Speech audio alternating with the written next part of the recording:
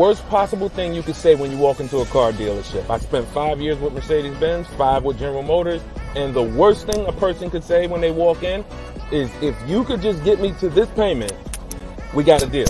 So your loan's probably still like 19, which means you got to pay to get out. You're upside down. It's called negative equity.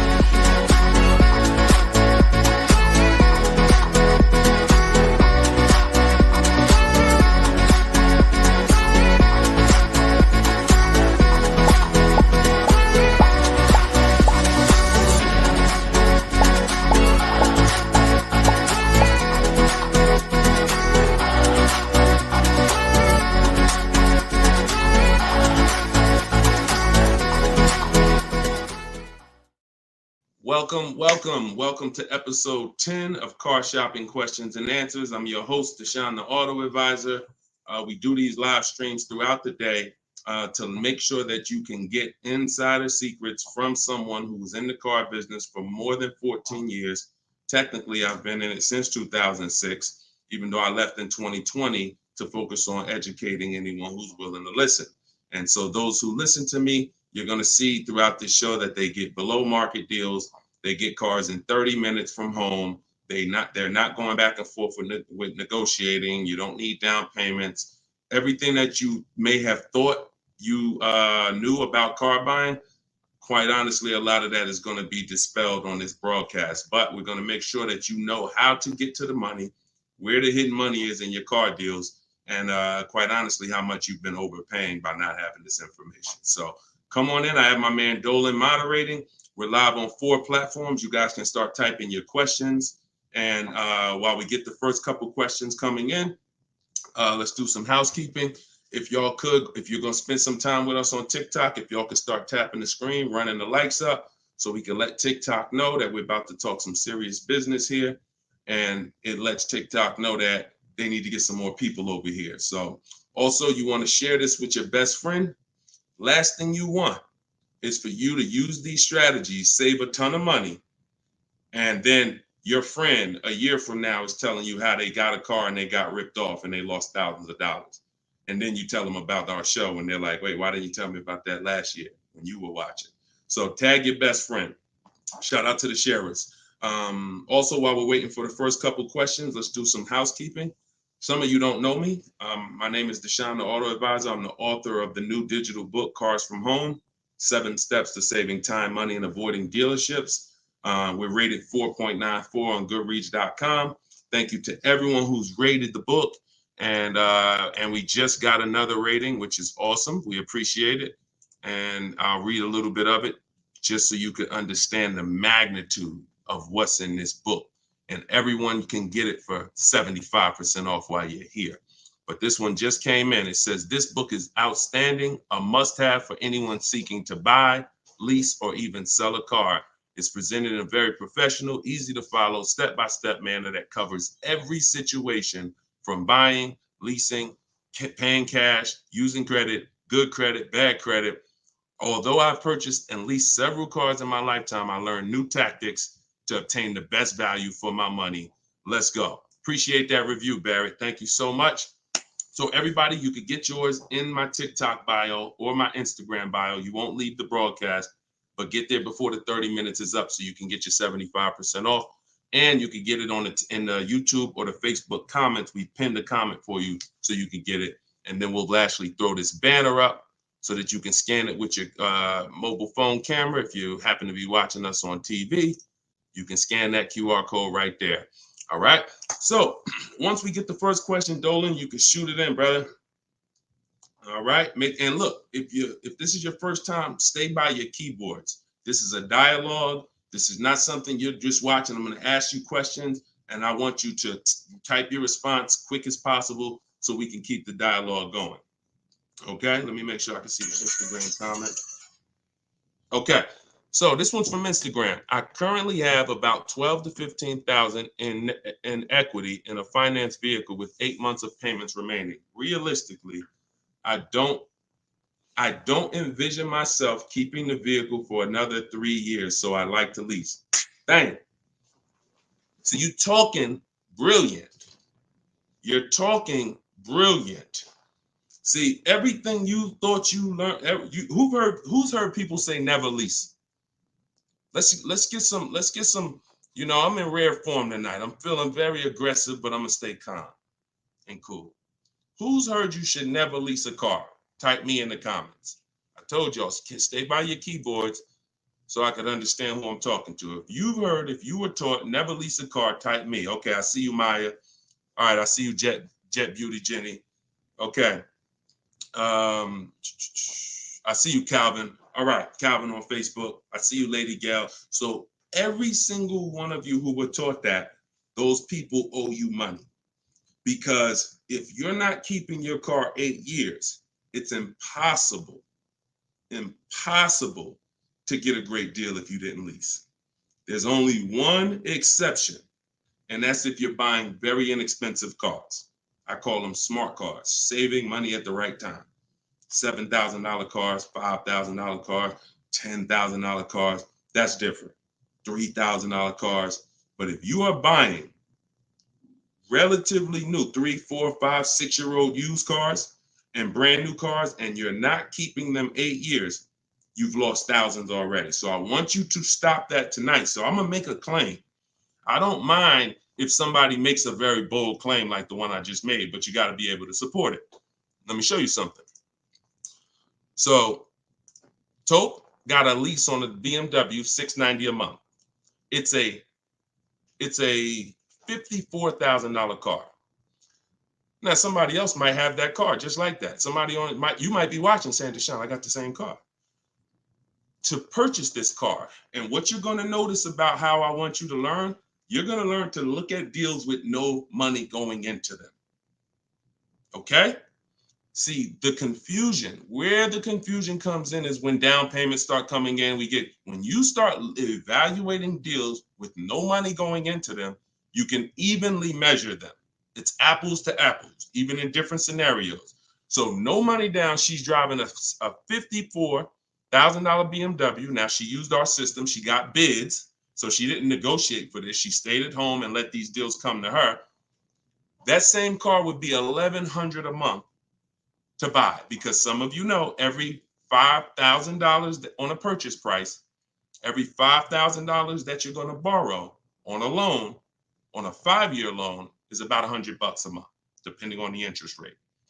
Now, I want to give you a scenario that will never happen, but I just want to hammer home that if you didn't lease, but you should have leased, you can't get a great deal. And we're going to stop doing that. Now, watch this.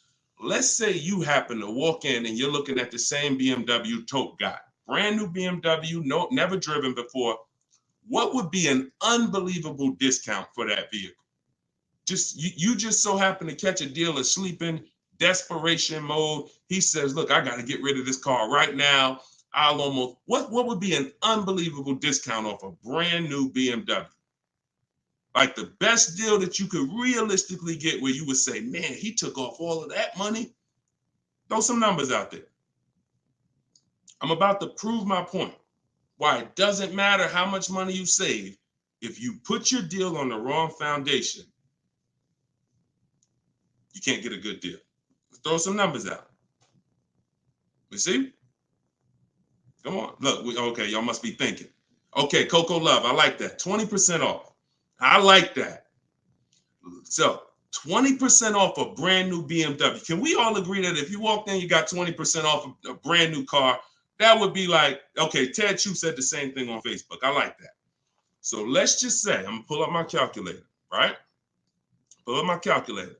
She walks in, brand new BMW, $54,000. She gets it for 80% of what it costs. That's $43,000.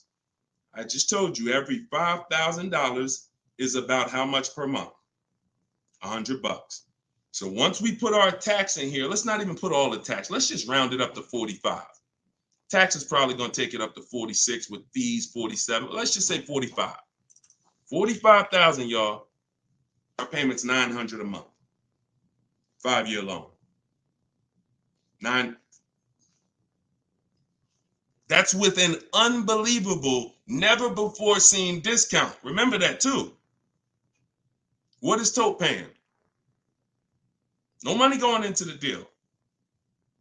Do you see what I'm saying?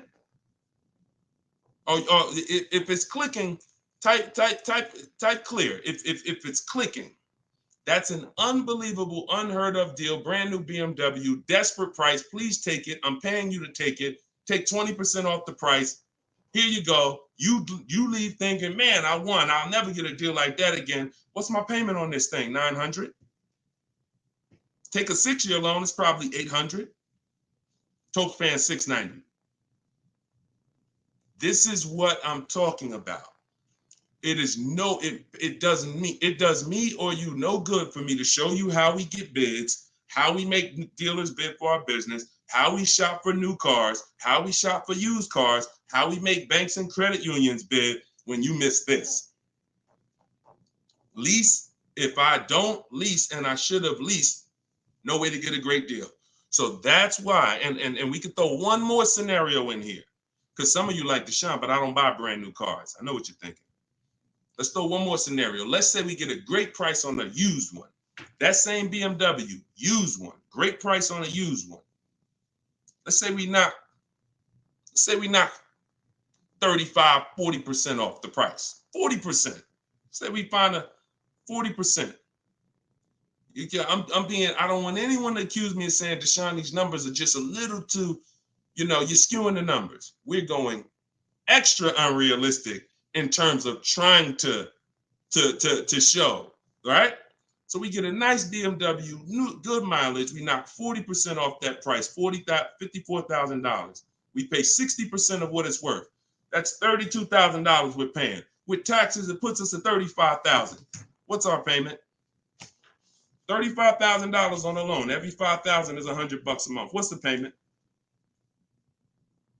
I got you, Jet Beauty.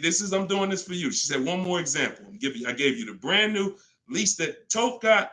I gave you the brand new. It doesn't matter. You could go and be knock tons of money off on a new one. And here's the used one. $35,000. Every $5,000 is $100 a month. A payment $700 a month. So people are pulling up. Imagine 3 people pulling up side by side. Toke is in her new BMW 2024, paying $690 a month, no money down. Another buyer pulls up next door that never learned about leasing, but is not keeping their cars long term, because there is a place for buying. It's not about, everyone should be leasing. It's the 8-year rule. I'm talking about you short-term people. You're not keeping your cars 8 years, yet you believe the lies that you shouldn't be leasing. We're going to scrap that tonight. If you're willing to unlearn, tonight will be the last day you believe that bad information. So $690 a month, Toke pulls up. Someone pulls up next to Toke, got a phenomenal deal, think they won. Hey, we got the same car. Oh yeah, man, how much you get? You're not gonna believe this. The dealer gave me 20% off this thing. Oh, that's incredible. How much is your payment on that? Oh, I'm paying $900. Oh, really? Okay. Yeah, no money down though. No money down. Okay, what you paying? I'm paying $690. No money down. Oh, okay. Wow. Other person pull up in the used one. Oh, y'all got the new versions. That look good. That look real good. How much y'all paying? Oh, I'm paying $690 for the new one. Oh, I'm paying $9. Oh, I'm paying $7 for the used one. Do we understand how bad Tope is winning? So you keep believing that old information. It's cost you thousands of dollars. Cost your family thousands. I hate to be the bearer of bad news, but I'm also the bearer of good news. Because if I don't tell you, who's going to tell you? At least now you can actually make the changes and actually change your behavior and stop listening to people who rant about things but never talk numbers. Never talk numbers. They just rant and say, don't do this. Always do this. Never talk numbers though. So this is it. First step, I'm glad this is all based on this first comment we got from Instagram. Don't envision yourself keeping the car 8 years, even 3 more years, then you need to be switching to a lease tomorrow. No point in staying in it. No point in staying in it. All right. Go ahead. Shoot the next question up, Dolan. I think we went deep enough on that first one. Okay. This is the 7 p.m. live show. This is our first live show in the evening. If you see the banner on the actual show, that means we rebroadcast it, because we do rebroadcast these shows all day, so you can tell your friends, even if they can't catch us live, they can watch the show. But yeah, right now we're live, so keep typing your question. Look, Marika said, "Wow, I understand. I understand. You're pulling back the veil." All right, this one's from Instagram. What's your opinion on the current car market with leasing? See, I can show you better than I can tell you. Those who don't know how to get great deals, there's no deals to them. We've been hearing this since the very, very beginning. When I started teaching people in 2021, we were hearing there's no deals out there. Felicia came in. She was our first person to use my stuff. She got a BMW X1. And she got it $1,950 off. That was in January 2022, middle of the pandemic, when there was blood in the street. Blood, everybody who came out the dealership, it was like you couldn't believe what you paid. And God willing, you didn't have to buy in those scenarios, or if you use my strategies, you did okay. But those who had to buy, I told you how dangerous it was back then, because dealers were charging 5, 10, 15 grand over sticker and getting it. Meanwhile, Felicia came in, she got a $1,950 discount off a white BMW, not a purple one that no one wanted, white one. Bonita, I always use Bonita because Bonita was middle of the, look, 2022, December 2022. Got 600 down, 600 a month on a brand new Kia Telluride. So our vantage point is different. I get it. To you, yo, there's no deals out there. To us, it's never been no deals. It's deals everywhere. Everywhere. Look, Frena. Some of you saw Frena. Just got a brand new lease. $579 a month. $65,000 vehicle. Ridiculous deal on the Jeep Grand Cherokee Hybrid. Ridiculous. Under 1% lease deal. So, I mean, Deshone, what about purchasing though? Well, it's easier to get purchase deals because there's no lease program. All you need is a huge discount from the dealer. When you're leasing, you need a huge discount from the dealer and a good lease program. So, but here's Sean, $73,000 F-150 Lightning just recently. Look, $20,000 off he's getting. It's just what you know. And I'm not the most proud of the fact I can get deals. I'm sure there's probably not one of you who doubt if this guy was in the car business, worked for Mercedes, worked for General Motors, he's clearly good at this. Of course he can get deals. That's why I don't even talk about the deals I get. I always show the people who use the stuff that I teach so that you could understand that you could get deals. You just need to change your strategies. Stop shopping like it's 1990. You get what I'm saying?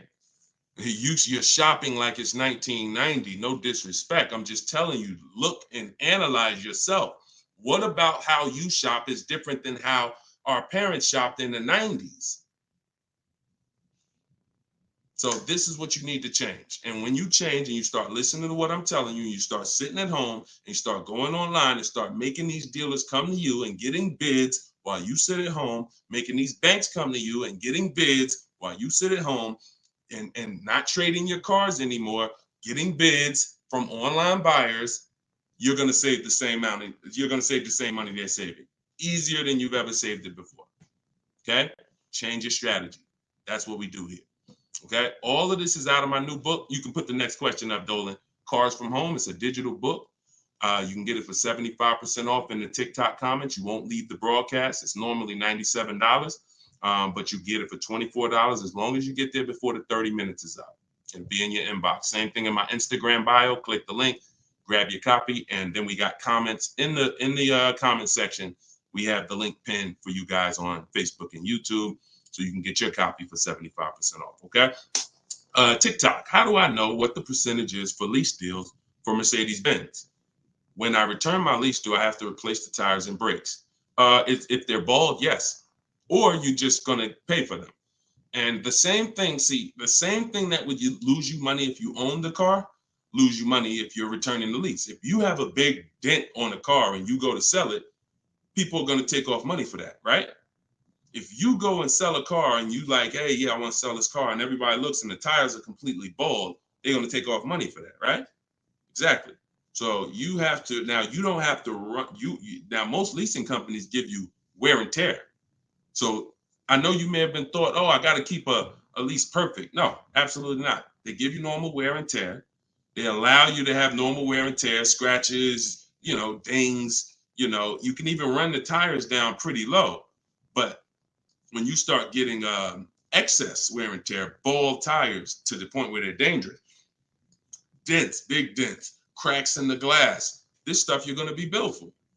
And that's perfectly natural. Now, in the case of what is a good lease deal for Mercedes-Benz, it's not brand specific. Watch this, y'all. A good lease deal is a good lease deal no matter what. See, the name of the game with leases, if you're not keeping your cars 8 years, because there's a different way to win with cars, and that's keeping them long enough to where they're not depreciating a lot anymore. That's usually going to be at least 8 years before you start winning, and you can catch up with the good deals that lease people are getting. You see these payments they're paying. You saw the scenarios I put when, buying the used car, leasing, getting a great deal, buying the new car. In order for them to catch up to that lease deal, they need to keep their cars a very long time, 8 years minimum, so that they can start to recoup some of the money they're putting into these cars that a person who's leasing isn't. So long-term ownership is the way to win. 8, 10, 12, 15 years. Leases, great lease deals is the way to win. But that middle stuff, buying cars, switching them in 2 years, loss. Buying cars, switching them in 4 years, loss. 6 years, loss. Leasing the car and then buying it, so you go from a lease to a purchase, different, loss. You're stuck in the middle. So when we're looking at lease deals, y'all, we're using an old principle, which is the 1% rule. The 1% rule on great lease deals has always been around. As long as I've been in the car business, it was around. So if your lease deal was 1% of the MSRP of the car with no money out of pocket, you stole the car. You stole a car. And I got tons of those deals. I never paid more than that. Before 2019, that was my last time I leased, I had 4 Infinities, and I had 2 Pontiac G6s when I was with GM, and I had a Jeep Grand Cherokee. Those are the cars that I have leased. Matter of fact, I only leased one of the Pontiacs, then I bought a used one. So I had 1 Pontiac, 4 Infinities, and 1 G6. And 1 Jeep. 6 leases I've had, all under 1%. So that's a steal. But what I found is people were signing bad lease deals and not knowing, well, what's a bad lease deal? If that's a steal, then what's a good lease deal and what's a bad one? The only parameter for a bad lease deal is you paid too much for a car you're giving back. So if you pay, and I created the 1.5% rule, what that looks like is if you're leasing a $40,000 car and your payment's 1.5%, 1.5%, that's $600 a month. That is the max. Because when you multiply that by 36 months, you're $21,600. On a $40,000 car, once you take your taxes and everything, you're probably about 44. So paying 21 over 3 years, not that bad. That's the max though. That is the max. Max, you don't go into a dealer, hey, man, you got to get me under 1.5%. No one who's learning from me has a goal to be at 1.5%. If that's the best deal out of all the offers we get, then that's different. But once you go over 1.5%, look, $650 a month, that same car, you're paying $23,000 for. You're paying more than that for a car you're giving back in 3 years. So this is why we had to have that. Now, between 1% and 1.5, that's a good deal. Between 1% and 1.5, good deal.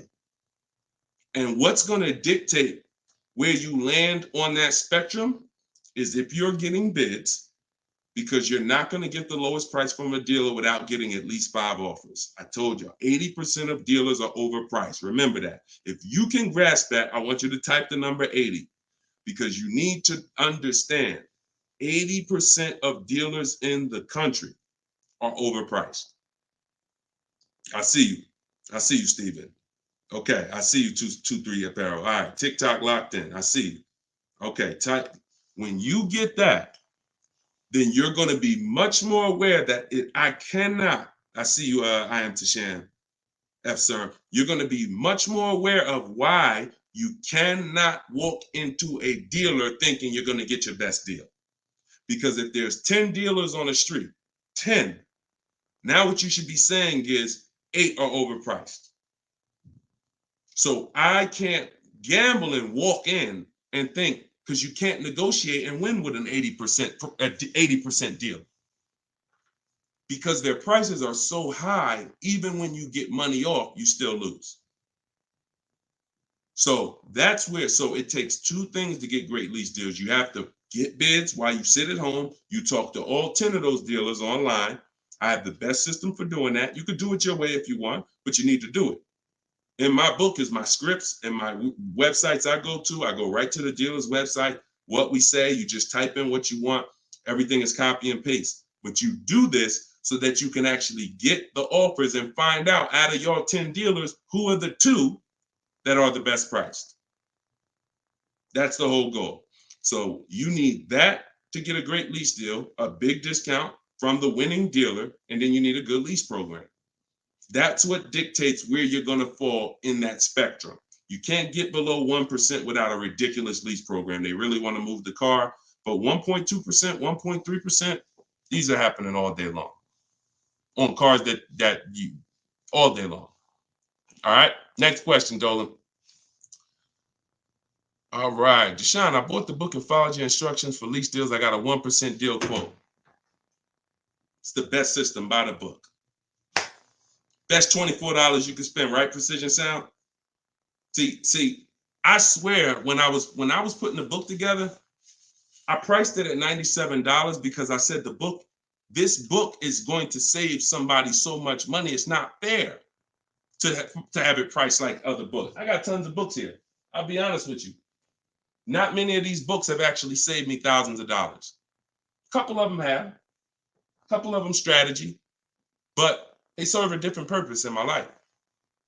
This will be the book that you look at and say, that book right there saved me thousands and thousands of dollars.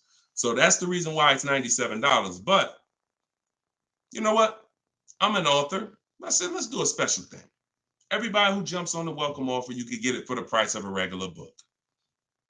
There you go. But I'm glad. 1% lease deal. Congratulations. Great job. Enjoy it. Enjoy it. All right, next question, Dolan. Can you use your system out of state? Ted, great question. You're going to find that you're going to become very comfortable dealing with dealers out of state. Because, and I'm going to tell you the truth, a lot of dealers that are close to you, when they see your zip code, they've already determined and made up in their mind how much they're going to discount, or if they're even going to discount, based on where you live. If you're 20 minutes from them, why do I need to give you a discount when I know the average person shops 2 dealers before they buy? Now, I don't want you to be average. Let the average people get average deals and above market deals, but you're not going to get below market deals doing average things. I'm going to say that again. You're not going to get below market deals doing average things. Most dealers know, this is NADA research. This is the company that studies car buyers. People shop 2 dealers and then they buy. So if I'm sitting here watching you and I see your zip code, I'm not going to give you a great, especially if I'm an 80% dealer, forget it. But when you start talking to these dealers that are 45 minutes away from you, an hour away from you, now they'll never see you without the online tools. And what we want to do is these smaller dealers that are usually that don't have the foot traffic, we want to give them the opportunity because they want to be able to compete with the dealers in the city. And if it's up to walking in, they'll never have that opportunity. But when it's online shopping, they get the same opportunities, and they will sometimes take that opportunity and make sure they beat their competition. going back to Sean's deal, very important to see this. Sean posted in our groups. We have a private group. He said, I haven't seen the other. I said, I haven't seen the other offers. This is when he showed me he was saving 20 grand. And he said, you know, what do you think about this? I said, you're saving 20 grand. But I said, I don't know what the other offers are. Because what if you could save 25? Don't get excited about one offer. You got to get 5. I sold a car, a Maybach, and years ago, it had a $20,000 rebate on it. What if this car had a $20,000 rebate? We don't know. So he said, look, I got 15 offers. See, the difference is when you're using an online system, you sit at home and you start learning how to go on these dealers' website, copy and paste what you want and get these offers. You're going to be like, dang, I could get 5 more offers just like that. So he got 15 offers. Now check this out. This is what's important about this question you just asked, Ted. I couldn't find anything under MSRP locally. He expanded his search to 150 miles and he found this deal. So a dealer that was over 100 miles away from him made him this offer. None of the dealers close. Very important. So you want to get comfortable shopping out of state. And when you know how to do it the right way, especially on new cars and leases, it's easy because it's new cars. They're cookie cutter. You know, everyone has the same. Little bit more precision when you're buying a used car. But even that, don't be scared. We've had plenty of people drive an hour to get a used car, hour and a half. If that's where the best price used car is, if I'm saving $4,000, I'm gonna go over there. I'm gonna get a hotel room for $60, and I'm gonna get my car. I'm going to where the money is, not staying here because I want to be comfortable and I'll just pay more because I just want to be convenient. You know what I'm saying? Great question, though. Go ahead, Dolan. Next question. Steven, you clicked that picture of me. He said, what do I click to get the book? Click that picture of me. Even on Instagram, there's a picture of me at the top. And you can go right to that website and you'll see a button at the top that says get the book for 75% off. So get your book before the 30 minutes is up so you can get your 75% off. This is Thomas on Facebook. What's your opinion on military members using this method? I move every 3 to 4 years. So do you think it's wise to get rid of my car note to own and lease? It's a great question. You need at least 3 years. If it's 3 years, that's fine. I don't want you trying to worry about breaking a lease contract 2 years in, or a year and a half in. If I knew it was shorter than that, then I wouldn't be investing a lot of money in cars. I'd have like a, $10,000 car, $8,000 car, because you can't replace cars that fast. Some of you know I do this all the time. I show you, this is the depreciation scale. Whenever you see this, you think unseen. This is the unseen expense, the depreciation scale. This is why when you buy a car for $30,000 today, what is it worth tomorrow? If you buy a car for $30,000 today, I want to teach you how to see the hidden money. I call this the hidden money, the unseen expense. You buy a car for $30,000 today, what's it worth tomorrow?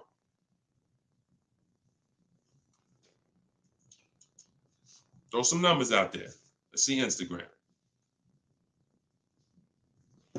I'm just talking 24 hours later. You bring the car back 24 hours later. Is it still worth $30,000? Right? Look, iHeart said 22. Maybe not that much the next day, but you could be. You could be 25, 29. Look, it's worth less, right? So now that's the beginning. Now you park that car outside your driveway a year. Don't touch it. Don't drive it. You paid $30,000 for it. Come back a year later. What's it worth? Now we're getting into those 25s, 22, 20. Look, you never drove it. You didn't drive it one single mile. That's what we are. And look, that's happening the first 5 years that you have the car. Now, there's one exception, Thomas, if I'm you. if I can get 3 to 4 years, I'm leasing. No doubt about it. 3 to 4 years, I'm leasing. Now, your goal is to, if you got to make a move, you don't want to lose money and you don't want to have a bunch of negative equity. So what you can do, what I would suggest you do, if you don't have the 3 years, then I would buy a pre-owned car. I wouldn't even go with a $10,000 one. I just make sure I get a great price on a pre-owned car, so that with pre-owned cars, you can swap out and you don't lose. Compared to someone who's leasing, though, you will, because you're going to pay about the same amount they're going to pay, but they're going to have a brand new car and you're going to have a used one. But that's the risk you have to take, because if you try to lease and then you end up having to get out of it in a year, no, can't break that contract that easily and you're going to lose money. So if you got 3 years, I'd lease for sure. If you only got 2, then I get a great deal on a pre-owned car. And then that way I'm safe. If I do need to get out of it, I can sell it and probably break even within a 2-year period, because it's not going to depreciate as much as a used car. I mean, as much as a new car. Okay? If you got 3-4 years, man, lease.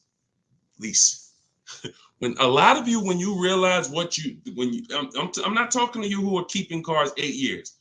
If you have a car outside your house for 8 years or longer, type me. Matter of fact, type K. We call that a keeper. You got to be able to distinguish the difference in these scenarios. Anything outside your house for longer than 8 years is a keeper. We're not even comparing leasing. But when your kids come to you and say, Mom, Dad, I want a car, we don't automatically make them this is going to be a keeper. You're going to keep this thing for 8, 9, 10 years. No, I'm not. I'm going to keep this car maybe 5 years. Okay, then you should be leasing. Okay, your spouse. Me and my wife did it all the time. We had one car that we bought. That was the Pontiac G6. And then we would lease a car and we would rotate the lease. So you can have both. But the key is knowing every time you're about to buy a car, the first question is, how many years am I keeping the car? And if it's not 8, then you should be shopping for great lease deals. If it's 8 or more, then you should be buying. Very simple rules, boundaries based on numbers. All right. Go ahead, shoot the next one up, Dolan. Great question, Thomas. And anybody who's in that situation, that's a good strategy for you guys to follow. YouTube, 6 months left on my 36-month lease, 12,000 miles per year. Things came up and I had to use the car every day, 99,000 miles so far. What can I do? You pay. Now, what you can do is you're going to do an equity assessment. There's 3 ways you're going to work that you compare this. 3 ways, and you're trying to see which one is you're going to bite a bullet because you use the mileage. And again, I want to make it clear, had you purchased the car and put that same amount of mileage on it, your value of your car wouldn't have been like this. That's the average driver. Average driver, their value's dropping like this. That's average. You lose, a couple thousand every year, 5,000. You lose percentages. 20% the first year, 15%, 10%, 12%, 10%. That's the average driver. If you bought it, you'd have lost probably 25% in 1 year based on the way you drive. So it's not a matter of, I leased, I shouldn't have leased. No, this is what happens if you don't cater the lease to the lifestyle. And sometimes you have a lifestyle change, but it doesn't change the fact we have to account for the mileage you use. So we're going to do an equity assessment. You're going to see, if I sold this car, because the reason you're going to do this first is because you want to see what the highest bidders would pay. CarMax, Driveway. This is step 2 in my book, equity assessment. CarMax, Driveway, Carvana, Kelly's Blue Book, instant cash offer. Do not use Blue Book. Please do not come to me talking about what Blue Book said your car is worth. We don't use algorithm sites. We get real offers. Cash offers is all that matters to us. Okay? Kelly's Blue Book, instant cash offer. AutoNation, sell my car, and Car Guru, sell my car. That's 6 offers. And you're going to get that after you get your payoff. Now, you're going to see how upside down you are. And once you see that, okay, I'm upside down, How many miles did you contract for? Oh, 12,000 miles a year. Okay, so all right. So once you see, all right, my highest offer is 23,000, but your payoff might be, 30. Then that means you're $7,000 upside down. So now you can compare paying that money to now saying, all right, well, what happens if I return the car? Now, this is the second scenario. First scenario, when your over mileage is selling it. What does that look like? Second scenario is actually taking the mileage penalty, because I just told you $7,000 is the bill over there. In that scenario, mileage penalty, you contracted for 36,000 miles and you got 99 on it. So 99.8 minus 36,000 miles, you 63,000 miles over, and you're probably going to be charged 25 cents per mile. So that's a $16,000 mileage penalty that's coming if you stayed to the end. So that's why you want to compare selling, paying the difference. If you got some cash on hand, that would be the best way to do it. Now, the last thing that you can do, which is, see, I don't like these scenarios because these are negative equity scenarios with leases, and we really shouldn't. Besides an emergency, we really should not be in negative equity situations with leases, only finances. But your last scenario is, once you see how much your car is worth from the offers, you're now going to try to roll that negative equity over and get someone to pay the bill and wrap the new deal with the negative equity. So you're going to get bids for whatever car you want to replace it with. Whatever car, let's just say you're looking for a Jeep Grand Cherokee, you get bids, get your best offer, and then you're going to tell them, hey, I got this old car here with this type of penalty. I need to wrap it into this deal that's 7,000 or 8,000. That's why you got to know what the market value is. Before you do this, you have to know what the market value is based on offers, so that you know, all right, I got to slap another $7,000 on top of whatever my best deal is, so that I don't get the bill. So if you can pay the bill, pay the bill. If you can't pay the bill, then you need to roll it into the next deal. But the last thing you want to do is drop that car off without doing what I'm telling you, because once that car is grounded, the bill is generated.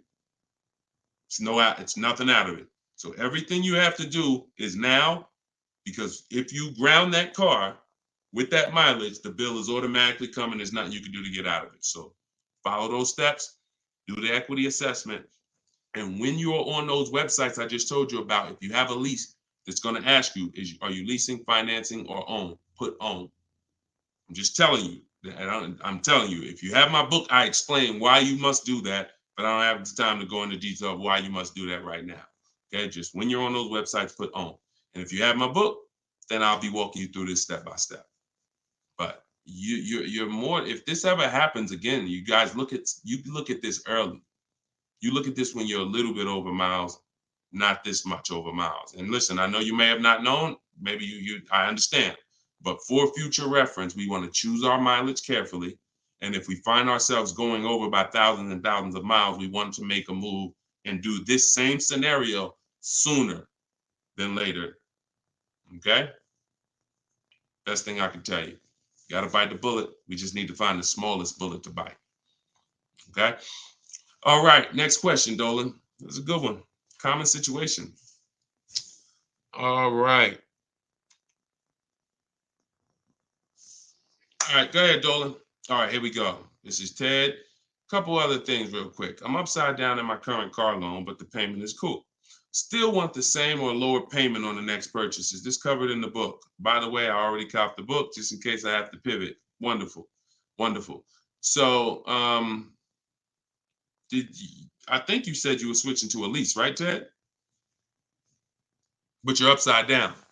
So if you are in a finance, what you're going to find with great lease deals is you can usually switch, and if you use what's in that book, get your great lease deal, you'll usually even bring in some negative equity over, you're still going to be in a comfortable payment range, because a purchase is so much higher than a great lease deal. So a purchase, unless you put a ton of money down, a purchase is just so much but you can't control that. All you can do is do your equity assessment, like I walk you through in the book, and then determine what you're going to do with the negative equity. Pay the difference or transfer it. And once you're transferring, you get your bids, and then you bring your negative equity on top and you see what it is. There's no point in worrying about what you can't control. But I can tell you that most times switching from a lease to a finance to a lease, you're getting more car and you're usually dropping your payment, especially if you buy new cars. If you buy new cars, forget it. You're dropping your payment dramatically. So you can still move negative equity over. But even on used cars, you're going to see that just going from a finance, you saw the scenarios. If you were here at the beginning of the show when I started those 3 scenarios, you saw how different the payments were. So that lease gives you so much room to customize, bring over some negative equity, and still be better payment-wise than purchasing. Okay? So yeah, keep me posted, man. Make sure you send me your success story. Thomas just got the book. When will the next session be for the step-by-step breakdown? I don't do a step-by-step breakdown. Look, I'm talking to the public, and here's what I won't do, because it's just not fair. I'm not going to spend a lot of time talking to people who have the book, because the book is step by step. Every now and then, Dolan pulls a question in, great, but I'm talking to people who don't have the book. I'm not going to make the whole show talking to people who have the book, because quite honestly, like I said, I got a lot of books up here. I can't talk to one of these authors. If I'm reading something from, this author over here, but the book is set up in a step-by-step way. So just use it and win with it. All right. Go ahead. Shoot the next question up, Dolan. It just would be corny. That'd be corny. Oh, he's only talking to people that got his book. No, we're not doing that. DJ Flair, YouTube. I haven't gotten APR under 1.4 on a lease. Should I settle? How many offers do you have? Now I'm looking at the comment section, DJ Flair. I need you, if you're going to ask a short question and then I'm asking you a follow-up question, I need you to type fast. And that's a quick look. Number, send. 3, send. 1, send. You know what I'm saying? I can't spend too much time if you're not right close to your keyboard. So okay, let's put it like this. If you don't have, I see you, Coach Troy. Thank you so much. Thank you to the people who support the broadcast too. I appreciate it. And shout out to the sharers. Shout out to the sharers. I see you, Body Gang Nunu. Thanks for everybody that's sharing the broadcast. Your friends will be mad at you if they find out you've been using this stuff and you didn't tell them, especially your best friend, your closest friend. If you've been using this stuff and you didn't tag them, go ahead. Go ahead, type your question, Coach Troy. We'll get to you. All right, I don't think DJ Flair's tapped back in. So here's the thing. The only time we're settling on any lease is when we have at least 5 offers. Because when you shop the right way, and anyone who shopped using my stuff can attest to this, when you shop the right way, you're going to see on a regular lease, any vehicle you name, you're going to see $150 to $200 a month difference. I told y'all, I'm not just telling you 80% of dealers are overpriced. You're going to prove it to yourself. 80% of dealers are overpriced, and you're going to prove it to yourself when you look at all those offers and you see that one dealer is at $450, another dealer is at $490, another dealer is at $530, another dealer is at $590, another dealer is at $6. We've been doing this. I've been working with people since 2021. I got over 1,600 people in my personal, coaching program, and we got thousands of people that have the book. So when we get the offers, that's what we see. So the only way we will settle on a 1.4% lease is if we know that's the lowest offer in the market. And the only way we know it's the lowest offer in the market is I'm looking at the other lease deals. Oh, that one's 1.5. That one's 1.7. That one's 1.75. That one's 1.8. Now I know 1.4 is the deal. Let me get this up out of here. This is a great deal on this particular car. That's the only way. Okay. Next question, Dolan. Great question. I'm on the fence about joining maps for my truck purchase. Can you elaborate on how it's different than following the book? I don't even talk about maps on here. Maps is Maps is my book and video with me coaching and Zoom calls and a private Facebook group. Totally different.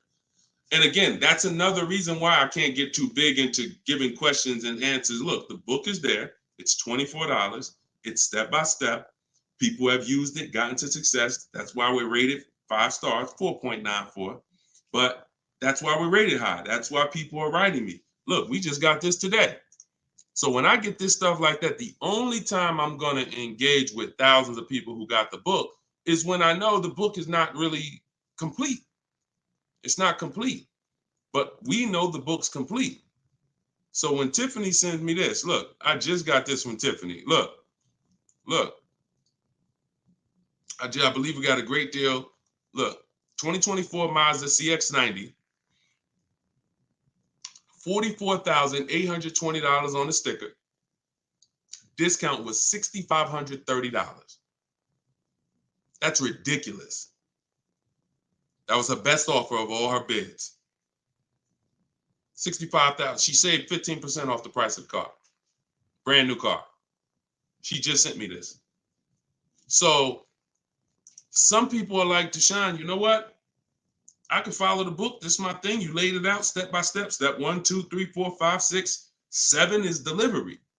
Step 7 is literally getting ready for delivery. So, but Maps is totally different. Maps is the program I launched in 2021 that I work personally with people. We do coaching calls, and we and everything in the book is in video form. So you're not reading, you're just watching step-by-step video. So you could email me about that, and we could talk about that another time. All right? You get what's right for you. Go ahead. Next one, Dolan. All right. What if you drive too many miles daily? You just pick your miles. You choose your miles wisely. You can see, here's what I want you to understand. Now, if you were on the show a little earlier, we talked about how you're going to pay whether you, and bring in, Dolan, can you bring in Coach Troy's question on TikTok? Here's what you have to be very clear on. You pay for the miles whether you purchase or lease. That's why I want you to think about that. Depreciation scale. If I drive 0 miles, my car is worth less in a year. If I drive average miles, it's worth less in a year. If I drive high miles, it's worth less in a year. Ain't got nothing to do with whether you leased it or you bought it. If you bought it, that's what's happening. So the purpose of the lease is to know I'm not keeping my car 8 years. So I'm going to look to replace the car while it's dropping in value like this. If I buy it, this is year 1, this is year 2, this is year 3, this is year 4. Once you get about year 6, it starts to round out. You're losing less value, year 7, year 8. But you still need to catch up to the person who leased because they haven't put all this money in the car that you have. That's why it's the 8-year rule. But if you're like, Deshone, I know I'm not keeping the car 8 years. Your goal is to beat the depreciation in. How do I get a car without taking this type of loss? That's a lease. That's a great lease deal. Not an average lease deal, not these commercials. None of these lease deals y'all saw in the show today was based on a commercial. Nothing. They were probably thousands better. Do never look at commercials and think, oh, that's a lease deal. Absolutely not. Absolutely not. So what you're going to do is you're going to assess your miles, see how much you drive to work and back, how many days a week, and you're going to add that up over the year, and you're going to come up with a number. And if it's $18,000 a year, great. I worked for Hyundai for 6 weeks, and I keep the story short, but I worked for them for 6 weeks. I was a manager there. Owner ended up getting indicted. Straight up highway dealer. Like I would never, it's the only dealer where I said, whoa, this ain't for me. No way. Got out of there in 6 weeks. Gave them their car back that they had me driving. I said, I appreciate it. God bless you. So I end up getting, I had a person who was dropping off their lease. And I was doing the paperwork to ground the lease for them. Hey, I was doing the work to ground the paperwork, and to ground the lease, and I saw that he had like 70,000 miles on the car. And I said, "You lease this?" He said, "Yeah, man, I always lease." I said, "Wait, you in sales?" No, he told me. He said, "Yeah, I'm in sales. I drive over 20,000 miles a year. I used to buy my cars, and I just be, all this negative equity. I had to put big down payments. I just, once somebody showed me about leasing, I never stop. I pay my payment, I bring it back after 3 years, get a new one every 3 years." I said, "Wow, that's crazy." Then I looked at his payment, and I saw his payment was only like $150 a month more than a normal payment. It wasn't $500 more a month. It was $150, $175 more to get the additional mileage that he needed. I said, "Man, I'm telling everybody about this," because I had high mileage drivers coming in with same amount of mileage on that he had, 70, 80,000 miles, except they bought it. And now I'm like, "Hey, you got like 12,000 negative equity because your car, you got so many miles on it." And they're like, "Yeah, I know." So before I learned that about high mileage leases, that's what I used to do. I didn't understand it, but now forget it. And that was back in that was 2016. So everything I've learned, I bring it to the public, and I've learned from seeing bad scenarios. So no matter how many miles you drive, as long as you're not doing like Uber or Turo or something where you're renting the car, you're just putting like as many miles as you can on it a year, and you don't really know how much you're going to put on. As long as that's not the case, it's predictable, then for sure. I have 2 strategies in my book for high mileage drivers that don't keep cars 8 years. 2 strategies: high mileage lease, and then something I call 2 cars, 1 payment. High mileage lease, 2 cars, 1 payment, where you split the mileage. You have 1 car you buy, and then you pay that car off, and then you have 1 nice car that you lease, 12,000 miles, and you just split the miles. Either way, stop buying. And now, one more thing, and put the next question up, Dolan. Now, if you're a high mileage driver and you are an 8-year person, great, no reason to lease. There's plenty of cars out there. You buy a car that you can drive 25, 30,000 miles a year. That'll last you 8 years. No reason to lease. See, if you are keeping your cars 8+ years, forget about leasing. If the person who you want to shop for is 8+ years, no reason to lease. I'm only talking to you who are like 6 years, 5 years. Deshone, I'm not keeping it 8 years. You are the ones losing thousands of dollars by not leasing. All right, I see you. I see you. All right, so this is Coach Troy from TikTok. And we're live, y'all. Just in case you know, we're live for a couple more minutes. This is our 7 p.m. live. We whenever you don't see the banner on top, you know it's live. Whenever you see, because we rebroadcast these shows because a lot of people can't make them, so you can catch them on pretty much any of our platforms. You can watch the replay, watch the rebroadcast. But we are absolutely live right now. So for a couple more minutes, you can type your questions. This is Coach Troy from TikTok. I have a lease now. My lease is up in June. My credit fell to 573. Can I go for a finance? What I do is I'd get a smart car right now, saving money at the right time. Now, if you have a strong car payment history, that weighs on your profile. Mercedes, tell y'all a story about Mercedes. Mercedes, if you paid Mercedes, your whole world could be crashing down. They'll approve you again.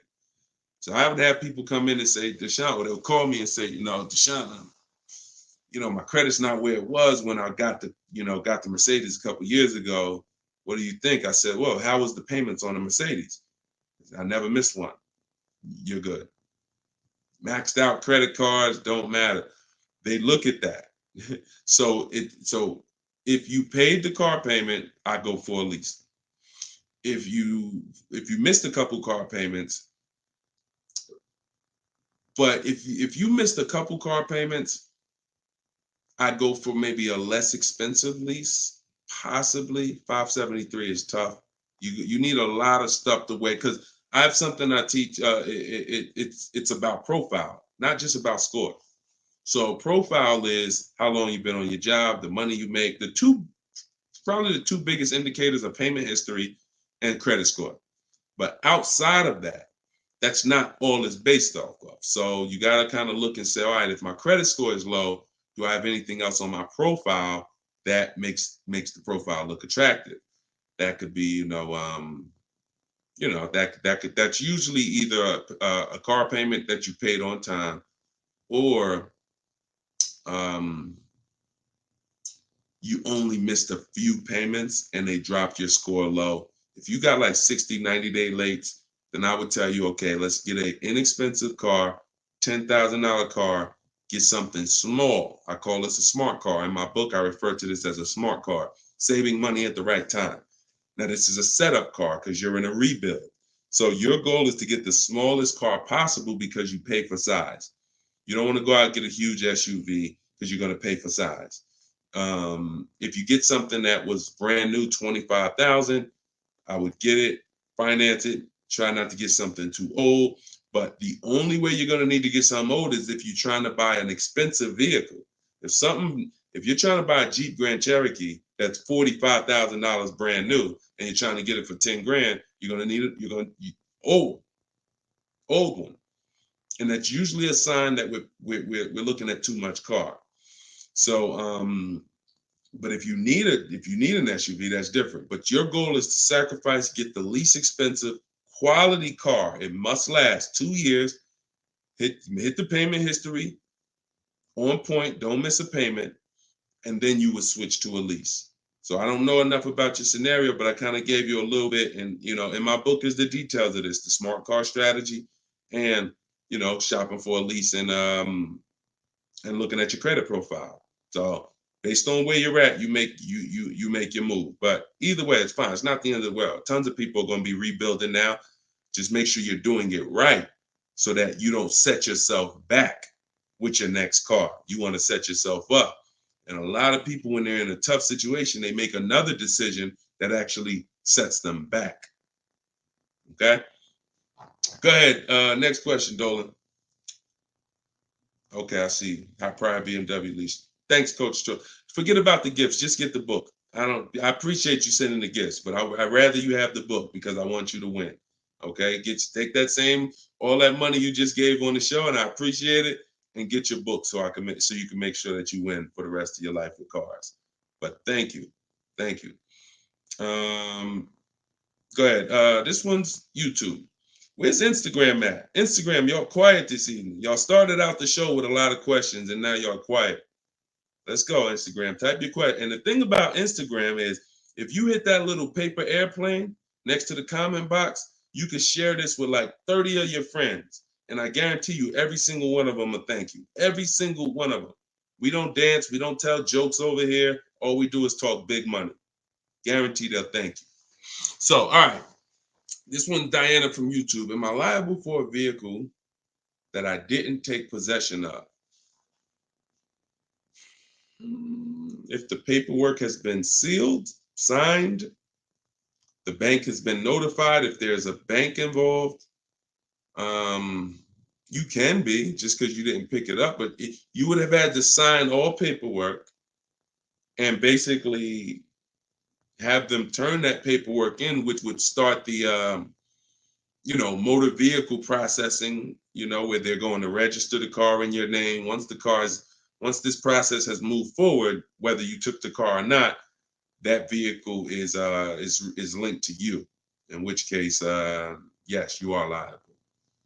But yeah, it depends. I hate buyer's remorse.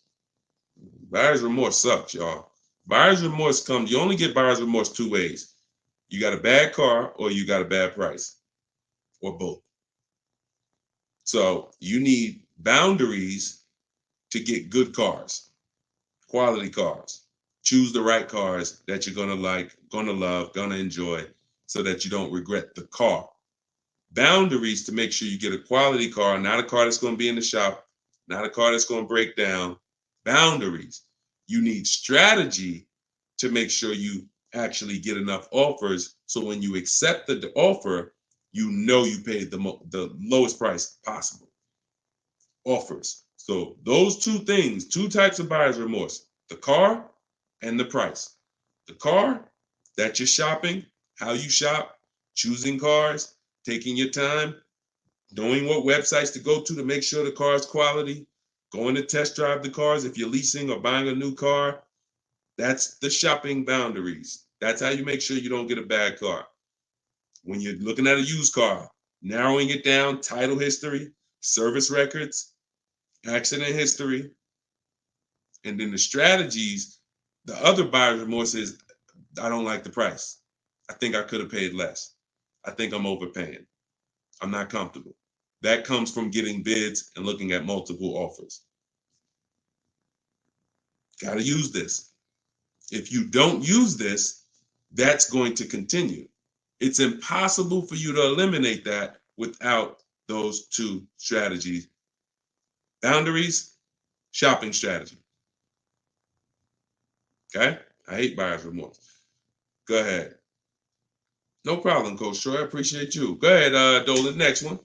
Okay. Oh, we got another success story. Let's go. Okay. Thank you, Gina. YouTube success story. Just ordered a 2024 BMW X3 M40 for almost $4K off MSRP plus $3K military discount. Would have never thought about this being possible. Followed your car shopping for people who hate car shopping book. Don't make me drop the microphone up in here. Gina, $7,000 she's saving from home, getting bids. See, look, I love this. I love this. This is empowerment right here. Forget all that other stuff. Forget all the other stuff. Is if you use something and it does not save you money, throw it out. But you got to use it. I knew that if you're willing to use what's in my book, if you are willing to take it, trust my process, these are the results. You don't have to be me. You don't have to be Deshone. Gina's not me. Gina didn't even know about this a month ago. Got the book, used the step-by-steps, saving $7,000 off a brand new BMW M40. X3 M40. Come on. Come on. Congratulations. Enjoy it. Great job.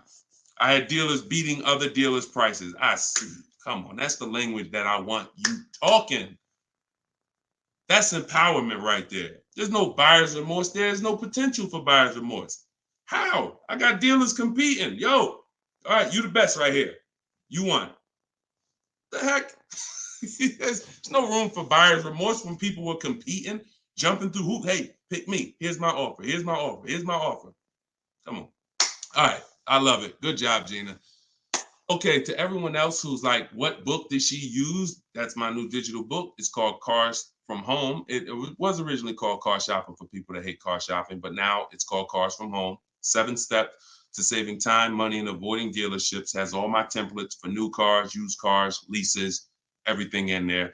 And it's normally $97, but in my TikTok bio, you can get yours for 75% off. In my Instagram bio, click that link and then get your book. You'll pay $24 instead of $97. And in Facebook, YouTube, we got the comments. We got a comment pinned for you guys to get it. Go to deshonsbook.com right there on the screen. Or if you're watching us on TV, you can just scan that QR code with your mobile phone. I want the success stories. I love the success stories. Love it. All right, go ahead, Dolan. We got a couple more minutes. Go ahead. Next one. Okay, this one's Maria from Instagram. Apologies. I had to serial earlier, so I probably missed the answer. Do we include the fees into the payments when calculating the 1.5% rule? Absolutely. Now, the simple way is you don't have to worry about the fees. You're getting offers. Here's all that's important, Maria, when we're getting our lease offers. Total out of pocket is first month's payment only. If someone submits a deal with no first month's payment, you $2,000, $3,000, because some of them will do that. Can you please, resend the offer with just first month's payment? Then 12,000 miles per year. Then we're getting at least 5 offers. And then what we're doing is we're dividing the monthly payment into the MSRP. Dividing the monthly payment into the MSRP, not the selling price. Doesn't matter the selling price. The selling price is what affects the percentage. That affects the percentage. You need the MSRP so you can judge the deal. MSRP. Divide that into the MSRP. That's all you need to know when looking at lease offers. So I can look at 20 lease offers from 20 different people, As long as they are using the format that I told them to submit me the offer in, I can compare 20 offers in 60 seconds, maybe 2 minutes. Boom, boom, boom, boom. All right, this dealer made the best offer. Very simple. Don't worry about fees with leases. Just do those percentages. Everything else will slow you down. All right, great question. All right, wasn't it fun? Look, Precision Soundworks said, wasn't it fun following his steps? I just gotta put that on it. Listen, this game, oh man, come on. Wasn't it fun following his steps? Because you're in control. You're in control. It's fun being in control when you've been buying cars. You've been out of control for all your life. You felt intimidated. You felt like, oh, they're gonna get over on me. I'm gonna say the wrong thing. I'm gonna do the wrong thing. Now it's the total opposite. You're in control. So it becomes fun. My man. I love it. All right, go ahead, Dolan. Okay, this one's from TikTok. My brother totaled my car with only liability insurance. What should I do?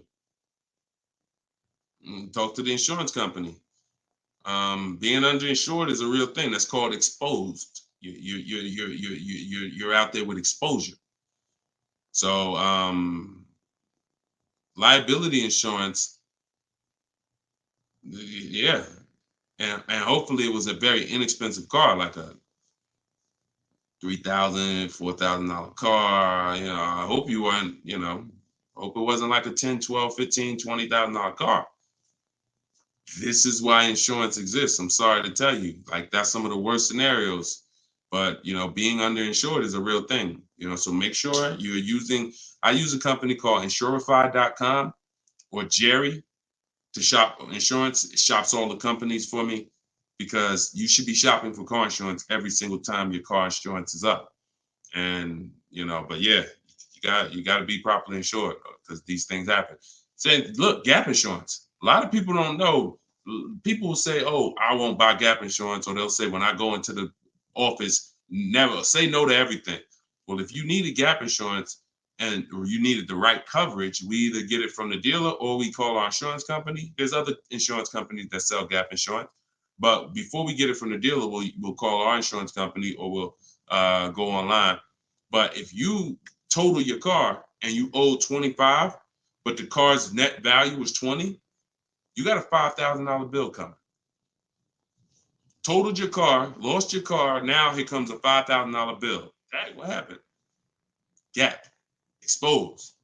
So this insurance thing is very real. So please make sure. I mean, I hope it works out for you, but make sure you have proper insurance coverage. All right, go ahead, Dolan. All right. Great questions. Great questions.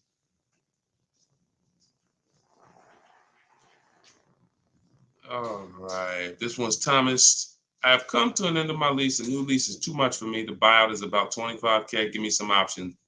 Unless you got 5 offers, that doesn't mean anything. See, the problem is you didn't get 5 offers. So you probably got a lease quote from an 80% dealer who you've been buying cars from, leasing cars from. You come in, hey, what's a new one going to cost me? They're trying to keep you high based on three years ago. Everybody was overpaying and they're trying to keep you high. They're trying to keep their profit. And you look and saying, wow, the new one's 700. Nah, I can't do that. I guess I'm going to do something different. Meanwhile, when you start getting bids, you'll see that maybe the best deal on that is 500. See, all of these deals that I'm showing you guys, you got to understand something. These are not deals that people are getting by walking into dealers. Look, this is Charles. He got a Hyundai Palisade, top 10 most popular SUVs in the country. $48,000 vehicle, $597 a month. $597 a month. Listen, and just so y'all know, we live right now. This is not a replay. So we are straight live. I want you to know when we're live and when you're watching a rebroadcast. Okay? Like, understand, this doesn't happen walking into a dealership. So when I usually hear questions like this, oh, I'm gonna buy the lease out, or hey, there's no deal, you know, the new lease payments are too high. No one who's getting multiple offers are saying that, because what you would be doing is you would be flipping to another vehicle. Before I go from leasing, which is a value play.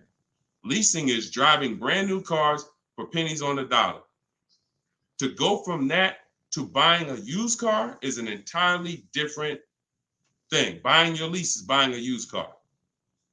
So when you do that, Alexis, just go to deshonesbook.com. Just type it into your browser. So when you do that, you're switching totally different strategies. But what I would do if there's a bad lease program, if let's say I've been leasing Mercedes-Benz for years and I go to get another one and I do all my offers and I see, oh, this is a bad lease program. It's over 1.5, 1.6, 1.7. No thanks. I'm going to go to my plan B car. I'm going to look at it, a plan B car, because every single vehicle has a different lease program. And sometimes you'll look at one vehicle and you'll think, oh, this is all leases. No, that's one vehicle. That's not even all leases in this dealership. This vehicle has a different lease program than this one. This trim level has a different lease program than that trim level. They're all different. So when we get locked in on one overpriced lease, especially if we didn't get 5 quotes like I teach, so no, that is the strategy. So you just say, give me some options, please. Here's your options. Get 5 offers. If they're all over 1.5%, next vehicle, pick another vehicle. Get 5 offers. If those are over 1.5%, pick another vehicle. Eventually, you're going to find a vehicle that has a great lease deal, and you're going to say, okay, this is it. They're all different. If you're using my book, you can do this in 60 minutes. Your first time using this, it'll probably take you 90 minutes to do the process. Second time, you should be around 60. I want you guys, by the time you use this 2-3 times, you'll be getting car. I can get any car I want, get the best offer, look at the whole market in 60 minutes, 45 minutes, 60 minutes. So that's not going to be your first time. 90 minutes probably the first time. But this is 90 minutes. By the time, that's not one trip to the grocery store. It's not even one trip to the grocery store. All right, y'all. We've been on for an hour and 18 minutes. We like to keep these lives around an hour and 15. We're gonna wrap. We'll be back. Listen, this is what we do. Shout out to the surprise success stories. Thank y'all to everybody who spent some time with us. Everything that I taught tonight, everything I taught today is out of my new book. It's called Cars from Home, 7 Steps to Saving Time, Money, and Avoiding Dealerships. It's the science of shopping from home online the right way. There's tons of people who try to shop online. There are car sales people who have mastered the science of not giving quotes online, making it hard to buy online. So the same way when people were walking into the dealer, car salesmen got trained on how to handle you. The same way they saw millions of people go to the internet, they created internet sales departments to get trained on what? How to handle you. So you need a strategy to make sure that you're doing this the right way, getting bids. You don't have to be a great negotiator when you're great at getting bids. And that's what the book is about. So you can get your copy for 75% off.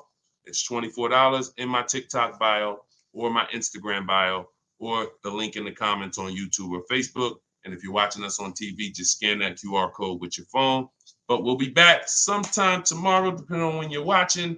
And this is what we do. Let's keep saving this money. All right. God bless. And thank you to everybody that got the book. Email me your success stories. I want to see more success stories. All right. God bless you.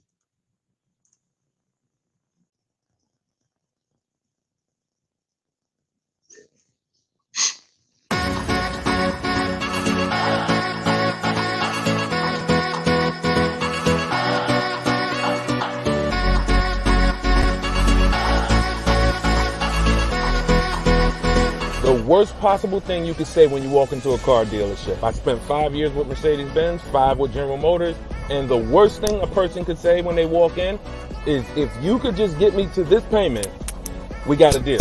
So your loan's probably still like 19, which means you got to pay to get out. You're upside down. It's called negative equity.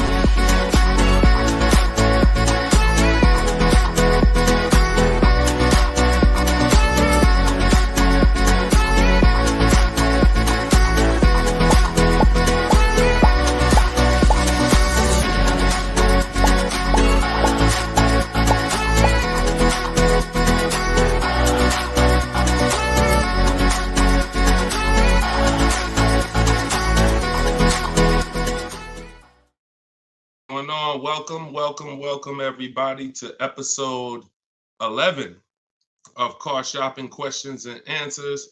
I'm your host, Deshone the Auto Advisor. I'm just sharing the broadcast onto Facebook. We're live on all 4 platforms: TikTok, Instagram, YouTube, and Facebook. We do these shows throughout the day, and we do lives. If you see the banner above me, that means you're watching a replay. If you don't see the banner, that means we're live. You guys can start sending your questions in, and we will get down to the order of business, which is making sure that you have the inside strategies, the best strategies to car shopping online so that you can get below market deals. Good to see you, Miss Brooklyn. I see you on TikTok. Let me pull up Instagram. I like to see my Instagram comments. I got my man Dolan in the back moderating, and so he'll be pulling your questions in as you type them. If this is your first time on a live with me, can you type the number 1? First time ever on a live with us, can you type the number 1? And everybody who's been here, if you've been here before, can you type the word welcome so we can give a welcome to the first timers in here, to the people who've been here before. We got a lot of first time people. Good to see you. All right. And type a welcome to everybody who's been here before. Now, I always say you should share this with at least your best friend, because they will get upset with you if you start using these strategies, when you start using them and getting below market deals and they're out there fending on their own and overpaying. All right. So share this with your best friend. Now, just some housekeeping. I am the author of the new book, Cars from Home, 7 steps, not 70, 7 steps to saving time, money, and avoiding dealerships. We're rated 4.94 on Goodreads.com. So I appreciate all of you who have helped us get to this rating. I'm showing it right here. I think right now we're up to 35 ratings and 28 reviews. I appreciate everyone who's taking the time to review the book. So appreciate it. Everyone can get your copy of Cars from Home, my digital book, in my TikTok bio for 75% off. It's normally $97. You can also get it in my Instagram bio. And then we have a comment in the Facebook and YouTube section pinned so that you can get your copy for 75% off. And we also have the banner for those of you who are watching us on TV. You can simply scan that QR code with your phone to get your 75% off. It'll be in your inbox in 3-4 minutes. Now, something very important to know, that's only for 30 minutes. Once you visit that site, you'll see the 30-minute timer. Once it goes to 0, the price does go back up to $97. So get your book before the 30 minutes. All right. So come on in. Dolan, whenever we get the first question, you guys can start. We can start bringing them in. And what I always say is type your questions fast, stay by your keyboards, because we like to dialogue with you while you're on the show with us. Okay, Carm from TikTok said, would there be any benefit for me in turning my lease in early if I'm going to finance my next car? No, because a lease is a contract. So if when you set out, like with a finance, you could switch it in any time. So finance, it's your prerogative whether you want to, sell that car. Some of you may have been taught you had to kind of have your car. Some of you may have been taught you had to wait and basically have your title before you could sell the car. That's not true. You can sell a car that you own anytime you want, whether there's a loan on it or not. Now, in the case of a lease, it's not like that. You have a set term, usually 36 months, 39 months. We don't do 4-year leases. And so unless you can sell that car and break even through what we call the equity assessment process, where you're going to get cash offers, then no, there's not only is there no benefit, there will be penalties to you doing that. So that's the only way to get out of a lease early, is to sell your way out of it. If you turn it in early, all those payments will be due that you were responsible for. All right. And if you're going into a finance, I hope you're going from a short-term mindset to a long-term mindset. So hopefully you're like, okay, I plan on keeping my next car at least 8 years so that I can make sure I get the benefits of purchasing. There's no other benefit of purchasing, in my opinion. And look, if you guys want to throw some out there, there's no other benefit of purchasing besides the fact you can outlive the depreciation of a car.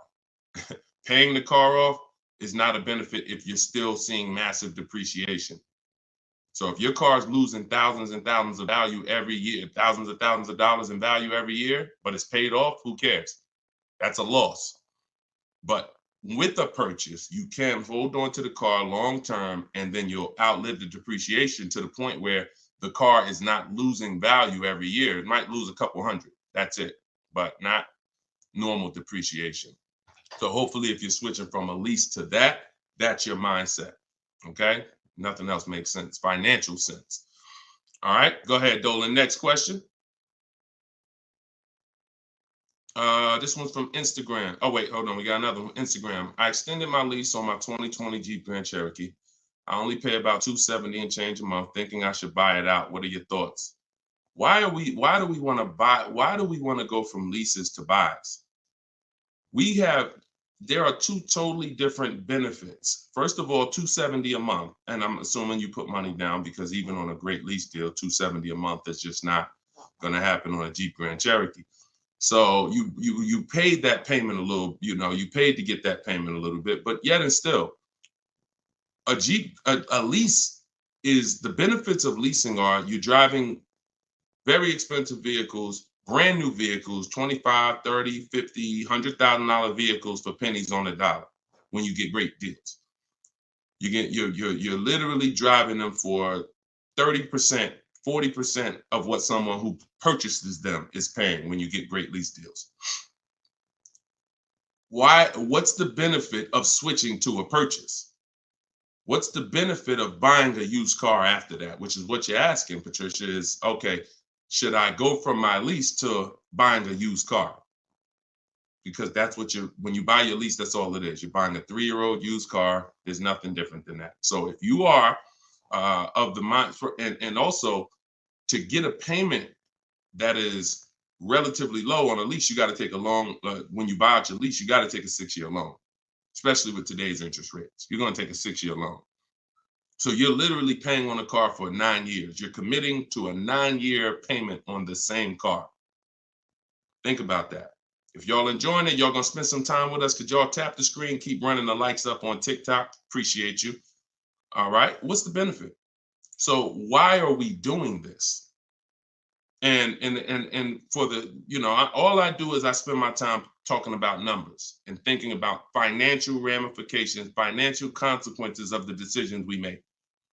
And I try to explain them to you so that you can look down the road and see that this doesn't make financial sense for me to do this. So if you're looking at a $270 a month payment and you put money down, your best bet is going to be to shop for another vehicle, unless you want to keep the car a long time.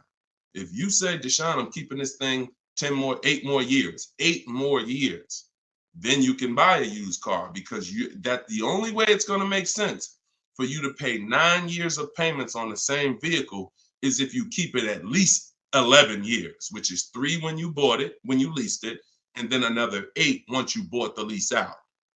11 years. But you paid for 9 on the same car.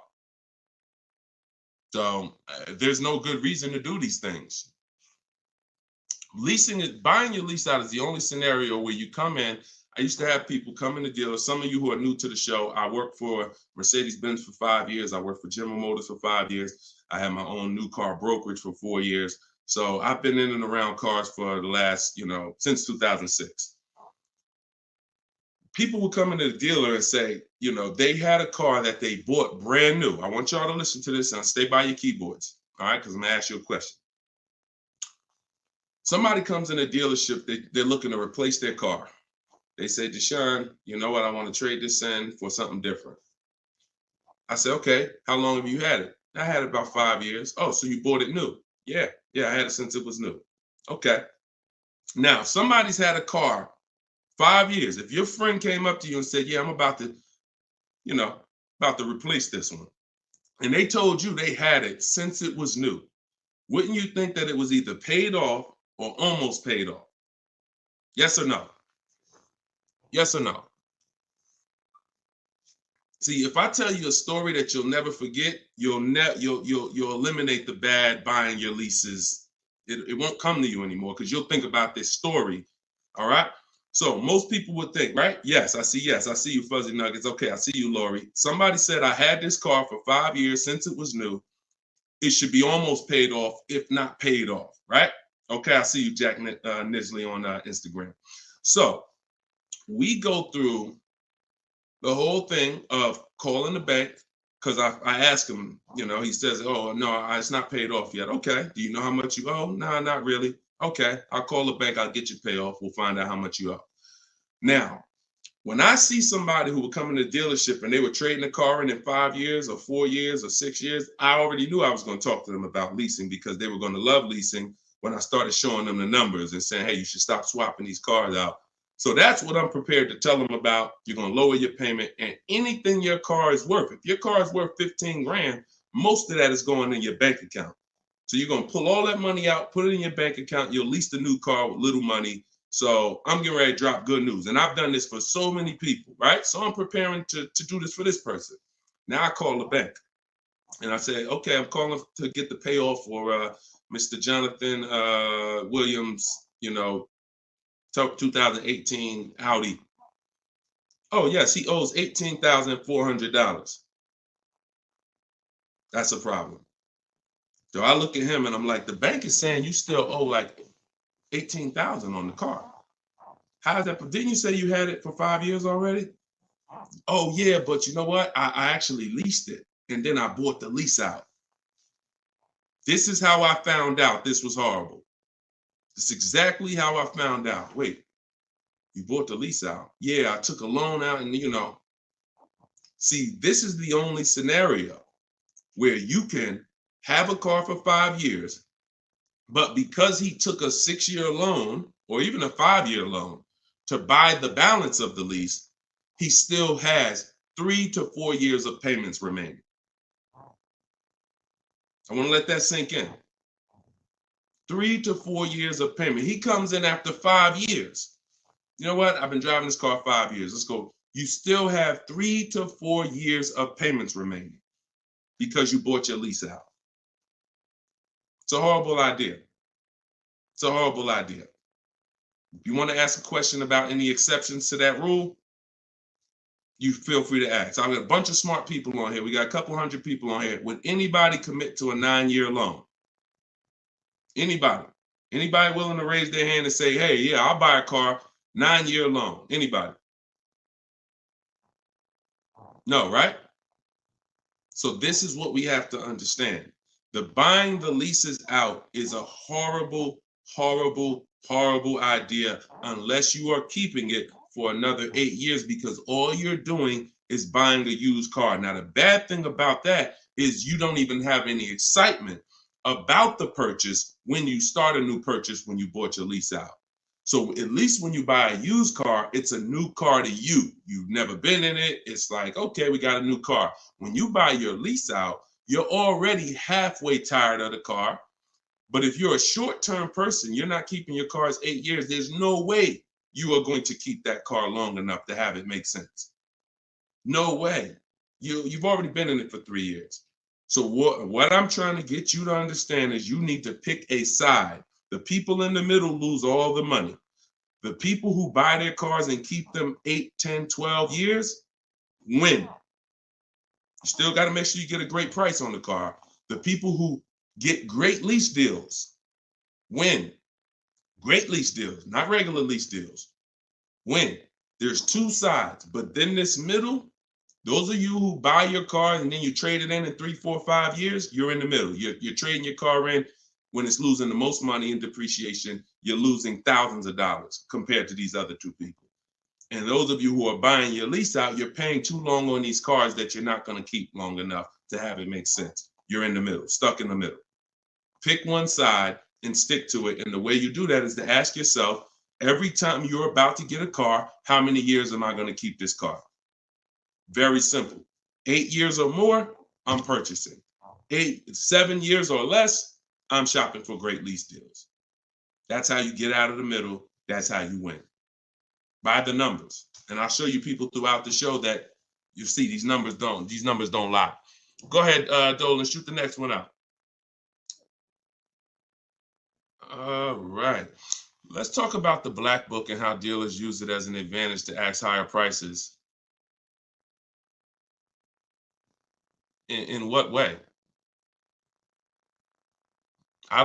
Okay. Black book, most consumers are not even aware of. So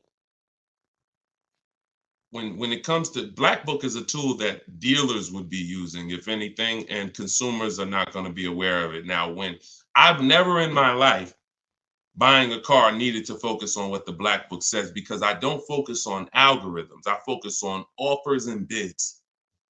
Offers and bids. Even when you go on those websites where you're shopping for used cars, because this is a used car question, you'll see Car Gurus, Kelly, Auto Trader, Cars.com. They give you a algorithm-based opinion. Good deal, great deal, fair deal. That's an algorithm-based opinion because they're not actually doing it like real estate, which is based on comparable sales. So it's all it is an algorithm based on all the cars that are on this website. This is considered a good deal. Now, here's the problem. They don't know what the original price of the cars were. So they're going off of an artificial market system. So if I just take everything on my website and then say, based on everything on this website, this is a good deal, but I don't know the most important thing, which is what I teach. This is in my book. This is everything I talk about you need before you can buy a used car. I need to know the original price. So the car that I ended up getting, which was a 2021 Infiniti truck, they said that was a fair deal. I'm looking at it, and that's why I ignored it. So I don't even pay attention to it. But when I'm looking at these top 4 Infiniti trucks, they all look the same. They're all white. They're all the same year, 2020 at the time. It was 3 years old at the time. They're all within a couple miles, 26,000 miles to 36,000 miles, similar miles. So, and they're all asking between 30 and 32,000.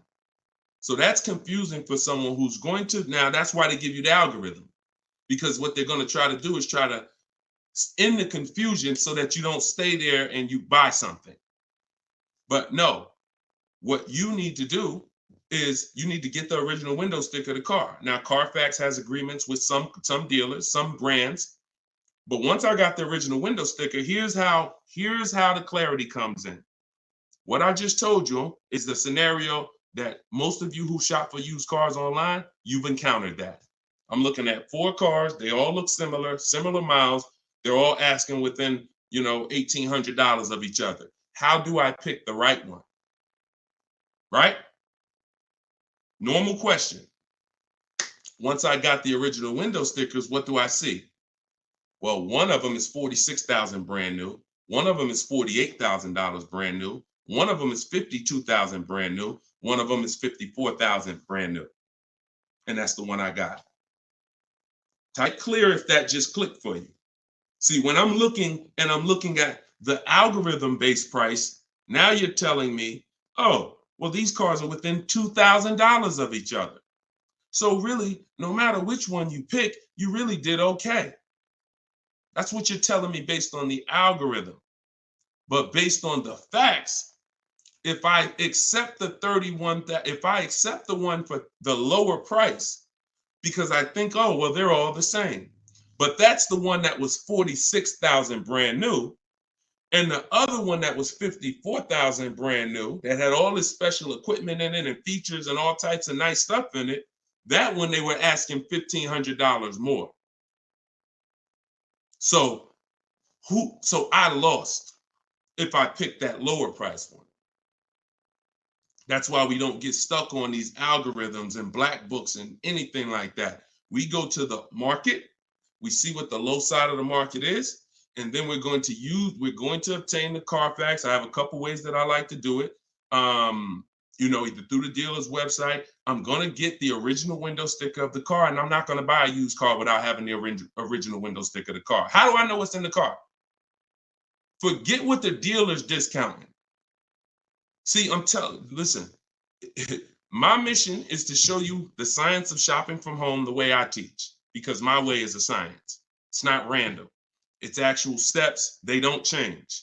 It's a system. McDonald's. Drop the nuggets in for 5 minutes. When you hear the beep, take the nuggets out. They're done. Don't do anything that I don't tell you to do. That's my system. Now, the other ways is the other part of my mission is to show you the hidden money that you haven't been trained to see in your car deals. And this is the hidden money. Looking at things that don't matter is the distraction. It's the time waster. What matters when I'm buying a used car, when I need to know whether I'm getting a great price on it or not, is how much it was originally. And what is the discount off the original MSRP? That's all that matters. That's all that matters. Okay? Different way of doing things. Different. And this is how I want you moving. Go ahead, Dolan. Next question.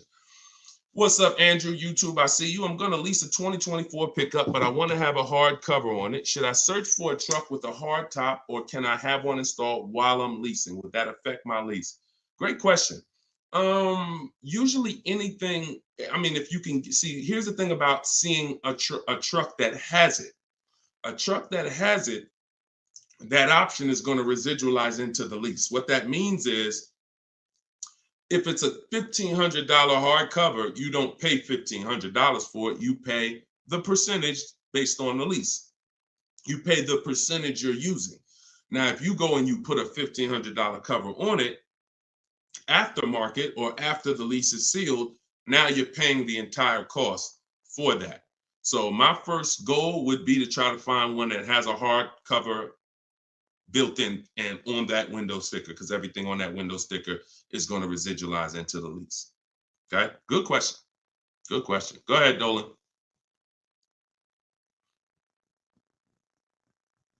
Okay, and we're live, y'all. Just so you know, I know some of you may have seen our broadcast because we rebroadcast these shows all day, but we are live. Today is our Wednesday 12 p.m. show and Eastern time, so you can ask your questions. We'll get through as many of them as we can. All right, Instagram, what's going on? When you negotiate a lease, are you negotiating the price of the car or the lease payment? Okay, so here's the format you're going to use when you are getting your lease offers. Before you start negotiating, you must have the format you're going to use. Oh, I see y'all running the likes up on TikTok. Every time y'all hear something that you like, if you could just tap the screen, that would be great. And wherever you're at, if you could hit the like button, I see we got 2 likes. That's pretty sad, but it's all good. I'm thankful for the 2 likes on Facebook and YouTube. No, I think that's Facebook. But anyway, a lot of you don't realize how important the like button is, because it sends an alert out. So anyway, we look, now they're running them up on Facebook. I gotta start asking for the likes on Facebook too. All right, so this is the format you're gonna use when you are okay. So let's say I'm purchasing a car, new car, used car. My format is always offers all in, taxes, plates, everything included. That's the format. Forget negotiation. If you have the wrong format, then you're gonna not be strong. You're not gonna be able to have a good, negotiation. So if I say I'm gonna negotiate the monthly payment on a purchase, I'm setting myself up for failure. So we focus on the price of the car when we're buying. With a lease, though, it's different. A lease, the format we follow is, and it's based on the 1% rule. The 1% rule is what was used to basically, the 1% rule was a judge for great lease deals since before I even got in the car business. I don't know how early I heard about the 1% rule, but the people who had been leasing, savvy leasers, people who knew their stuff, they knew about the 1% rule. So if your payment was 1% of the MSRP, no money out of pocket, then you just won. You stole the car.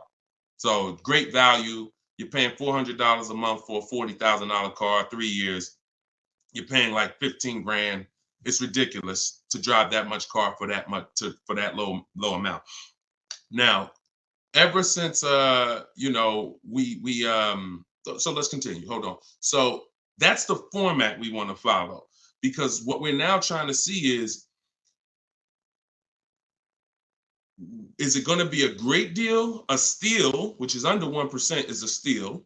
I call 1% to 1.5% a great deal, and then over 1.5% is a bad lease deal. So we're looking to see, but we need to follow that formula, that format, so that we can judge. And what that is we get our offers with first month's payment total out of pocket.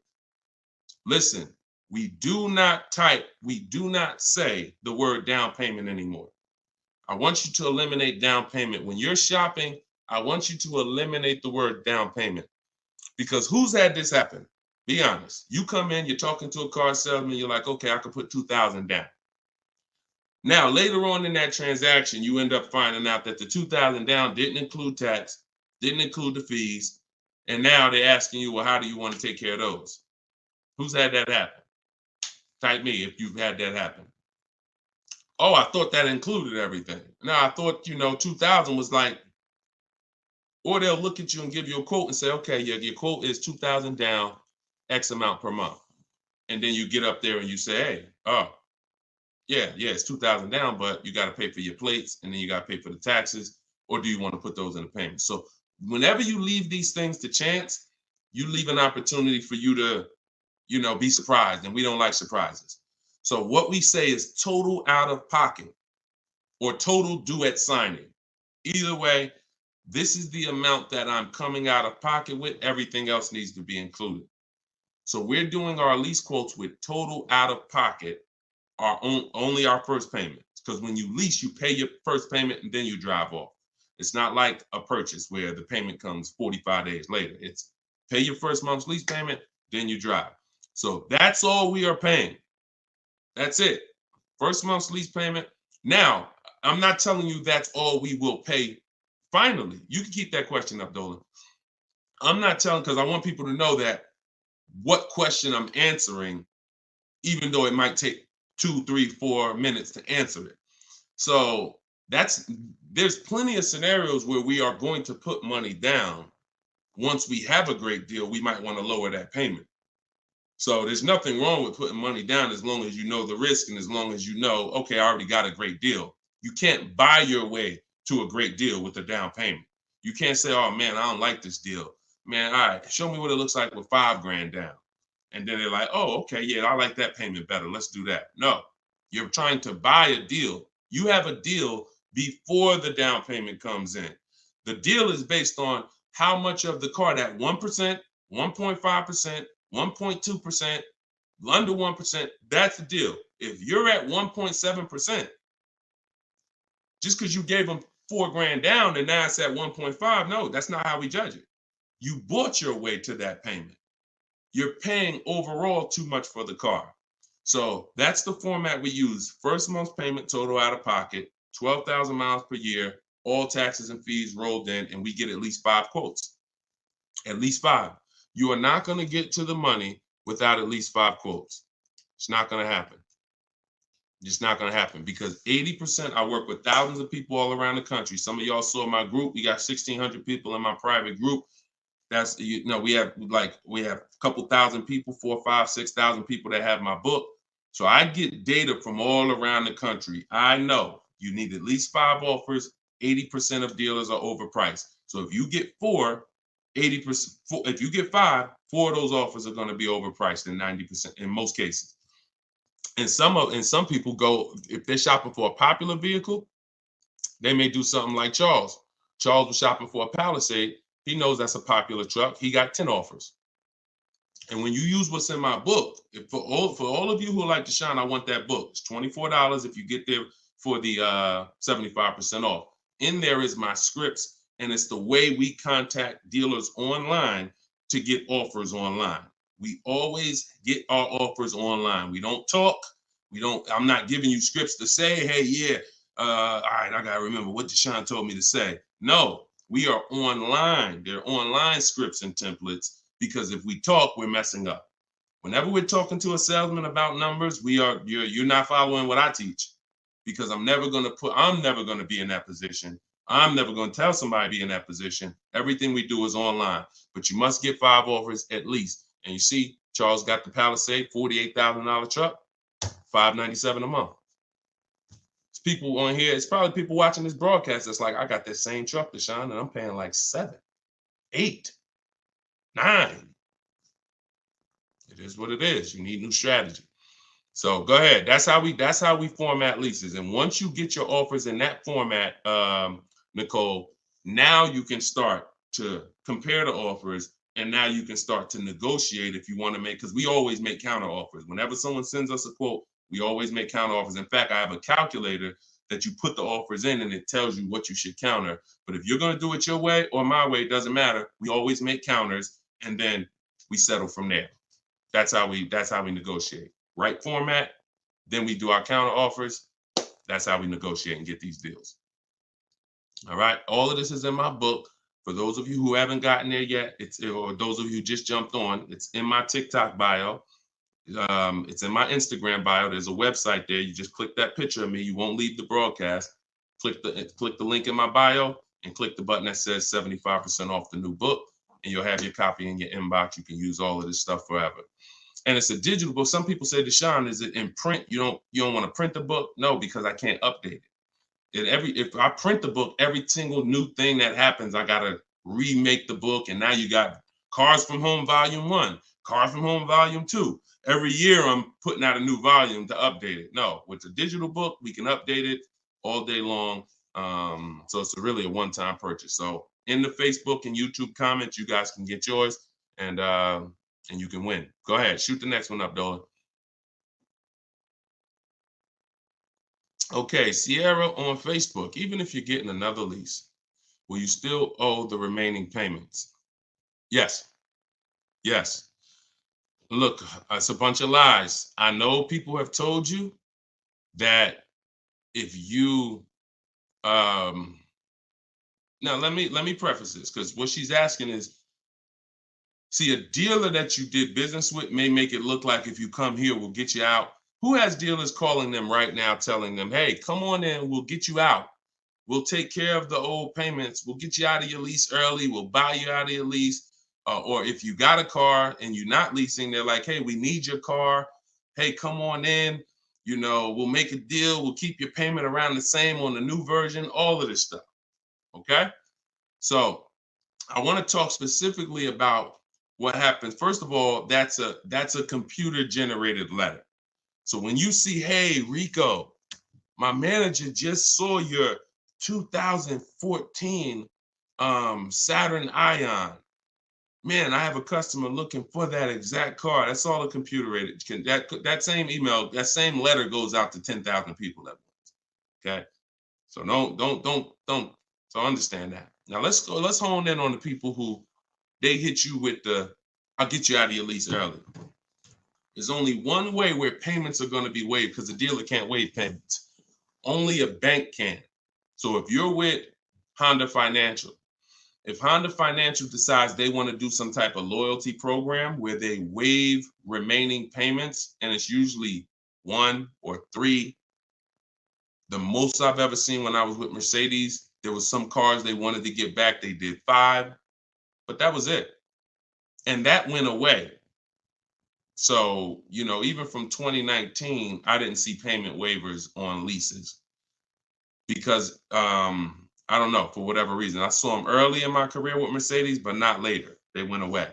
So what they'll tell you is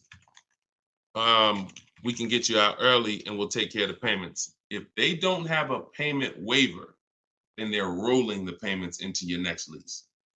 And what they'll depend on is you're just so desperate for a new car that you'll just take it and you won't ask any questions.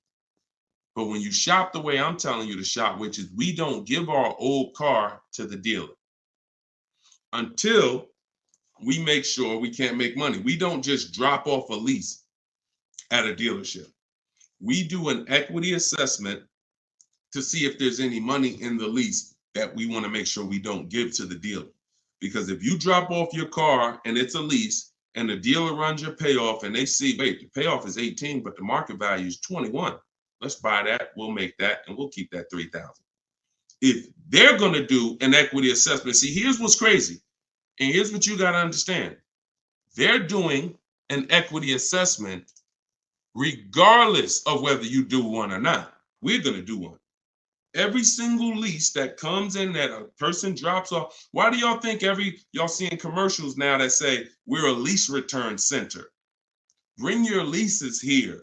You go on a dealer's website and you see, hey, drop off your lease courtesy, because they know most of the public is not going to do an equity assessment. And if we do 20 lease returns, it's going to be money in 3, 4, 5 of them.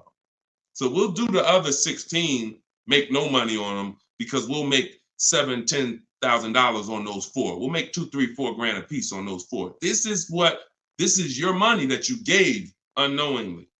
Now, equity isn't in every car. That's why I just laid out that most of the time it's not.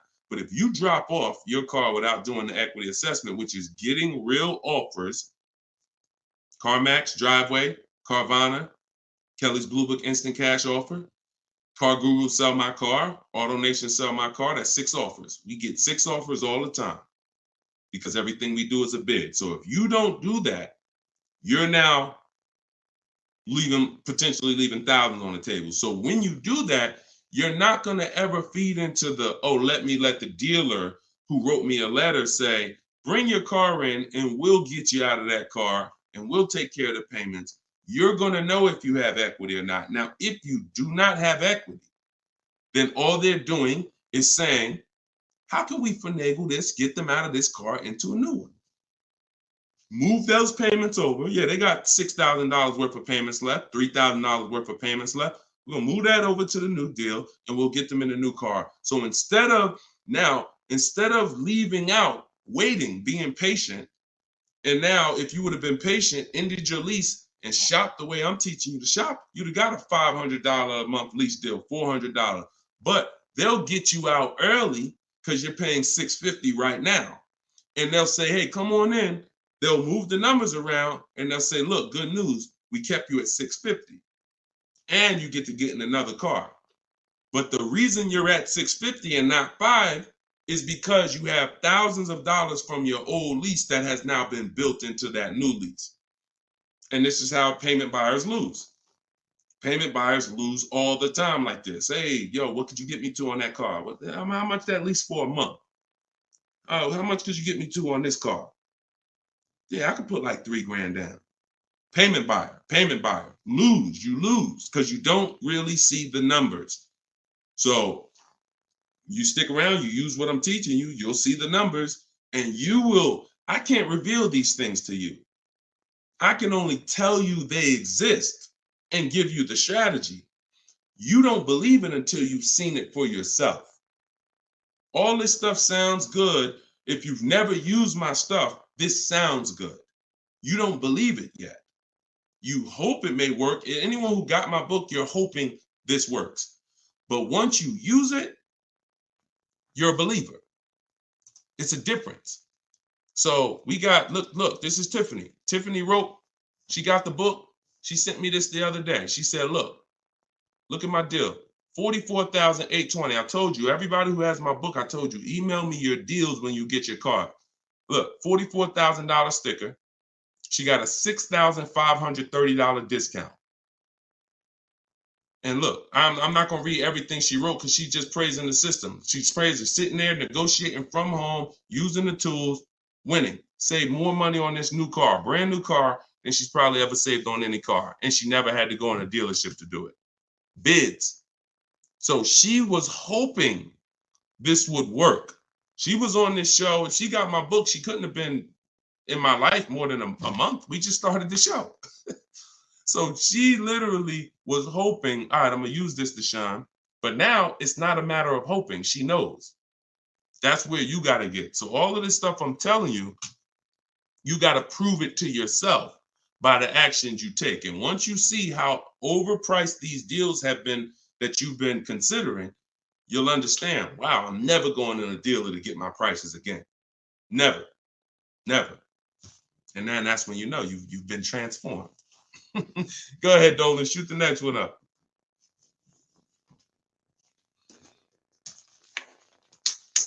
All right, Instagram. What's the best advice you can give to get the best deal on buying a car cash from a dealer? Forget how you're paying for it. Get bids. How you're paying for the car does not matter. See, people will walk in. If you walk into an 80% dealer with cash in your pocket, you're going to lose. Vicky, it's in my TikTok bio. She said, I want your book. Just click that picture of me. You won't even leave the broadcast. Everybody on Instagram, click the picture of me at the top. You'll see a website there, a little link. Click that. Get your book in literally 60 seconds and you come back to the broadcast. So how you're paying for the car does not matter. So people walk in and say, yeah, look, I'm paying cash. What's the best price you could do on this car? If you're in an 80% dealer, you there's nothing you can do. They can knock off because they're so high, and the discounts they're going to give is so. The only way they're going to give you big discounts is if they start at very high. If they got $5,000 of market adjustments, then yeah, they could say, look, you got me down. Look, I gave you 4,000 off. And I don't give anybody 4,000 off. This is a popular car. They're still using they'll still tell you on, hey, it's not a lot of cars out there. They're still running with that story, because if you believe it, they won. I told you, the name of the game with car sales is not you winning, it's you thinking you won. So they'll throw stuff out and they'll make you think you won, and it's based on what you say. If you come in saying stuff like, man, you know what? I've been to 2 dealers. You're the first person that got this car. Okay, you're going to pay me more for that. I'm just telling you how the wolves think. I've been next to the wolves long enough to know how the wolves think. So everything you're saying is working against you and you don't even know it. Man, I need a car this week. You're going to pay more for that because you can't say no for long. Oh, I need shoot, man, I went to another dealer, man. They gave me this quote. That quote was so high. I was like, nah, I'm not buying from them. Okay. I'll be a little lower than them, but not much lower. So this is why in my system, you don't talk. I'm not teaching. Y'all never have heard me ever say on any of my videos, remember to say this when you're in the dealership.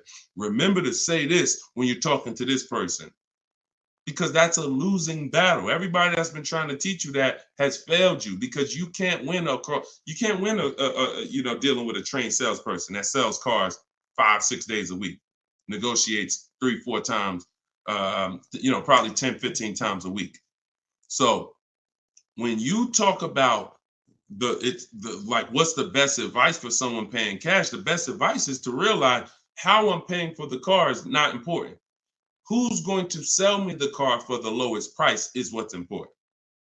If I'm buying a used car, who's going to sell me this used car for the lowest price? That's what's important. If I'm buying a brand new car, which dealer out of all the Nissan dealers, I want a Nissan, which Nissan dealer is going to sell me this car for the lowest price? That's what's important. That's what's important. Separate the transaction, separate the acquisition of the car. And then I would tell you the same thing if you were talking about monthly payments. Monthly payments is not important. What's a good monthly payment on this car that I want? Before you think about the loan that you're putting on the car, which is what you're talking about, which is why we separate our transactions. We get bids when we sell our car because we don't trade. We get bids when we're buying our cars. We get bids when we're getting our loans. Separately. See, car dealers have taught you to give them 3 transactions. You're going to buy a car, you're going to trade your car into us, and you're going to give us the loan. That's 3 transactions. There's money in each one of them. So any transaction that there's money in, we're bidding it out. So if you were like, hey, what's a good monthly payment on this car I'm looking for? I would be like, monthly payment is important. The loan isn't important. The dealer who's going to sell you the car for the lowest price, beat all their competition, give you the largest discount. That's what's important. Then you drop the money. Clear? If we clear, if y'all clear, if we're following, if you're getting value out of the show so far, if you're loving the show, type a $ and let me know. All right, Dolan, next question. If you're getting value, everybody following, type $ if you follow. Skinner, what's up, my man? Good to see you. Okay. All right, this is Miss Brooklyn. All right, I see you. Maxine, I see you. TikTok, Glenn Wright, I see you. All right. Hold on 1 second. Instagram went down for a second. I like to get them down here. All right, I see you, Simply Elegant NJ. Okay, so Miss Brooklyn on TikTok. May I ask, my lease got totaled. Is there any good in that? I have 4 months left on my lease. Not really. The only time it's good when the lease gets totaled is if you rolled a lot of negative equity into that lease to get out of it. So if I went from a finance and I had a bunch of, many of you, once you learn that, if not leasing has cost you money, and big money. I cannot downplay this. Big, huge money, thousands of dollars, probably $4 or $5 grand every single car. Plus, you're not driving the cars you could be driving. So on top of that, just the money you lose is $4 or $5 grand.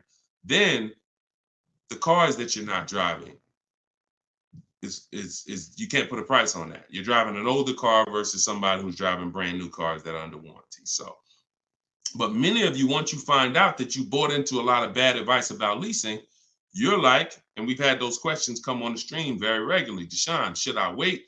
I know I need to lease now. I need to be leasing, but should I wait or should I just transition now? It's always transition now. There's no benefit of waiting. Once you know you're not keeping your car 8 years, you're not going to outlive the depreciation. I need to be moving into a lease now, into a better financial structure, better vehicle. So if you move, some of you, when that happens, you're going to have 3, 4, 7 grand of negative equity that you're moving over because you're a short-term person. That's the only benefit if the lease is total, because all that negative equity gets wiped out and you get to start fresh. Now, if you put money down on a lease, these are the risks of putting money down on leases, and you need to know them. If your car is totaled or stolen and not recovered, you don't get the money back. So it's very important to assess the risk. I talk about this in my book. I talk about everything in my book. There's nothing that I'm talking about on this show that's not in my step-by-step book. So in fact, everything I'm teaching you is out of my book. So when you look and say, all right, should I put money down? Then you assess your risk. How many vehicles have you had stolen in your life? If the answer is 0, then chances are you won't have a vehicle stolen. If you say, man, I've had 2, 3 vehicles stolen, then I wouldn't put money down. I wouldn't put a lot of money down because the odds of you getting another vehicle stolen seem to be high. And if your vehicle gets stolen and they don't find it and you put $5 grand down on your lease, you're not getting the money back. Now, the opposite, the other end is if the vehicle's totaled, like you experienced, Ms. Brooklyn. If the vehicle's totaled and you put $5 grand down, you don't get the money back. So you ask yourself, how easy is the vehicle to total? If you got a Honda Civic, a Toyota Corolla, small SUV, something that's easy to total, then I wouldn't be putting money down on that lease. I wouldn't put a lot of money down. I've had people put money down on SUVs and bigger sedans and bigger, S-classes. When I was at Mercedes, people would lease S-class for like $1,400 a month. They put money down to lower the payment. I've had people put 7, 8, 9, 10 grand down on a lease on an S-class because they know it's hard to total an S-class. Like you have to be in, God forbid, a once in a lifetime accident to total an S-class. So that's what you do to assess your risk. And what you're doing is you're always shopping your leases with only first month's payment due at signing. Because if you can get a car that has everything you want, and once you get all your offers, if the monthly payment's in your budget with no money out of pocket, then that's what I would do all day long. That's what I would do all day long. But sometimes people will get like a lease and it's a great deal. It's under 1.5%, but they're like, you know what? Payment is like $600. I want to lower that to like $500, and they'll put $3 grand down to lower it, $3,500 down to lower it to $500. But that's a decision you make only after you assess the risk. But in your particular case, if you didn't put a lot of money down, then no, you're just going to start fresh. You're going to shop for your lease, and that's it. Good question. All right. Yes, under 1%, we call that a steal, Skinner. Absolutely. That is a steal, not a deal. Go ahead. And we get steals. Some people may say, look, man, how do you see steals? We already know. Look, we get steals. When you get bids, you'll see some steals depending on the lease program. Farina just got her Jeep Grand Cherokee, $66,000 Jeep Grand Cherokee, $579 a month. $579 a month. 0.88%. Sitting at home getting bids. All right. Go ahead. Next question, Dolan. Shoot it up. This is Byron on TikTok. How long should you wait to refinance after the purchase date? As soon as it makes sense. I don't know what your interest rate is, and I don't know how thoroughly you shop for your loan. If you use the bank bidding war, we're letting 15, 20 people run our credit within a 48-hour period. So it only is going to weigh on our score like as one hard inquiry. So if one hard inquiry would have lowered our score 10 points, those 15, 20 inquiries will lower our score the same 10 points when the window closes. So if you shop like that, then no, you're not going to refinance in a month because you shop the market so thoroughly, the potential for you saving in the short term is not going to be there. But if you didn't, then yeah, you might be looking now and see that there's people who can refinance you for a lower rate. But again, the reason I don't like doing that, if you just got the car, because now you're talking about, potential more hard inquiries. But what are you going to do? If you think you could get a lower interest rate refinancing, I go online, type in refinance car loan online and see, I think Lending Tree, Nerd Wallet, they have a couple resources that they recommend, and see if you can save money. I'm refinancing if I could save money, if I could drop, because look, on a $30,000 loan, if you got $30,000 that you owe, if you could drop your interest rate by 1 point, that's probably $1,000. So, I mean, if you're not taking the shopping of your interest and your loans, that's why we bid this out. In my book, not only, and I have a section when I send it, it's called the Bank Bidding War. So I haven't combined it into my book yet. But for those who are financing, I'm going to restructure the book. Again, another update coming of the book, because that's what we do. And I'm going to add the Bank Bidding War to the book. But I don't want you, if you go online and you see that you can refinance and you can drop your interest rate, then do it. But I always tell people, don't just take a long loan, because what they'll try to do is tell you and what you can fall for. Because if you just get hung up on the monthly payment, they'll tell you, well, if you take a 5-year or 6-year loan, refinance it to 6 years, your payment goes from $490 a month to $350, and you're like, okay, give me that. But if you've already been paying for a long, for a year, now you refinance for 6 years, now you got 7 years. So you want to look at the total amount. So here's the rule of thumb that I like to follow. You can use it if you want. You're free to do what you want, but I think it's a good rule. You refinance and you take the highest payment you could afford at the new low interest rate. So if you could afford the $500, no problem, then take the $500. That might be 4 years. If you could afford, don't go to the lowest payment. Go to the highest payment you could comfortably afford, because that's going to give you the shortest loan. And then, other than that, that's it. That's it. Go ahead, Dolan.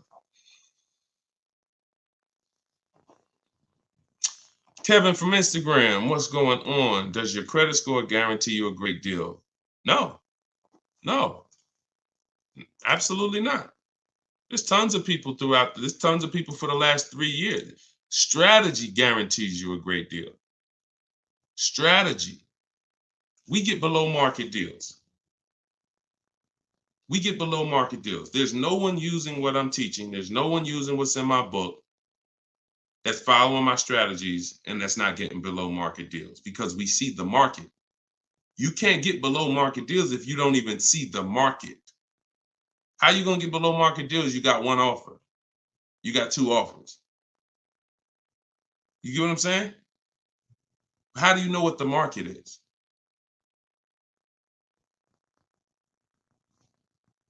In order to get below market deals, you must have a strategy that allows you to see the market. See the market offers. See the widespread. Look at used cars and say, man, this is everything within 100 miles of me. Narrowed down, blah, blah, blah. I see the market. So, and there's people with not great credit that are going to use the strategies to buy at a below market price. So strategy is what gets you below market deals. You can have great credit all you want. You have no strategy, you will pay market value or higher. Because below market deals are reserved for the people who have the strategies to get them. Nothing to do with credit. Nothing to do with credit. I tell you, if you have bad credit, your goal should be the only people I'm overpaying, and I'm not overpaying because it's all I qualify for is my loan. My bad credit is not between me and the dealer I'm buying my car from. My bad credit is between me and the person who's lending me the money to buy the car. If below market price on this car is $18,000, if I don't have any strategy, then I'm going to go in and I'm going to buy it from them with bad credit and end up paying 21 plus the high interest rate, bank fees.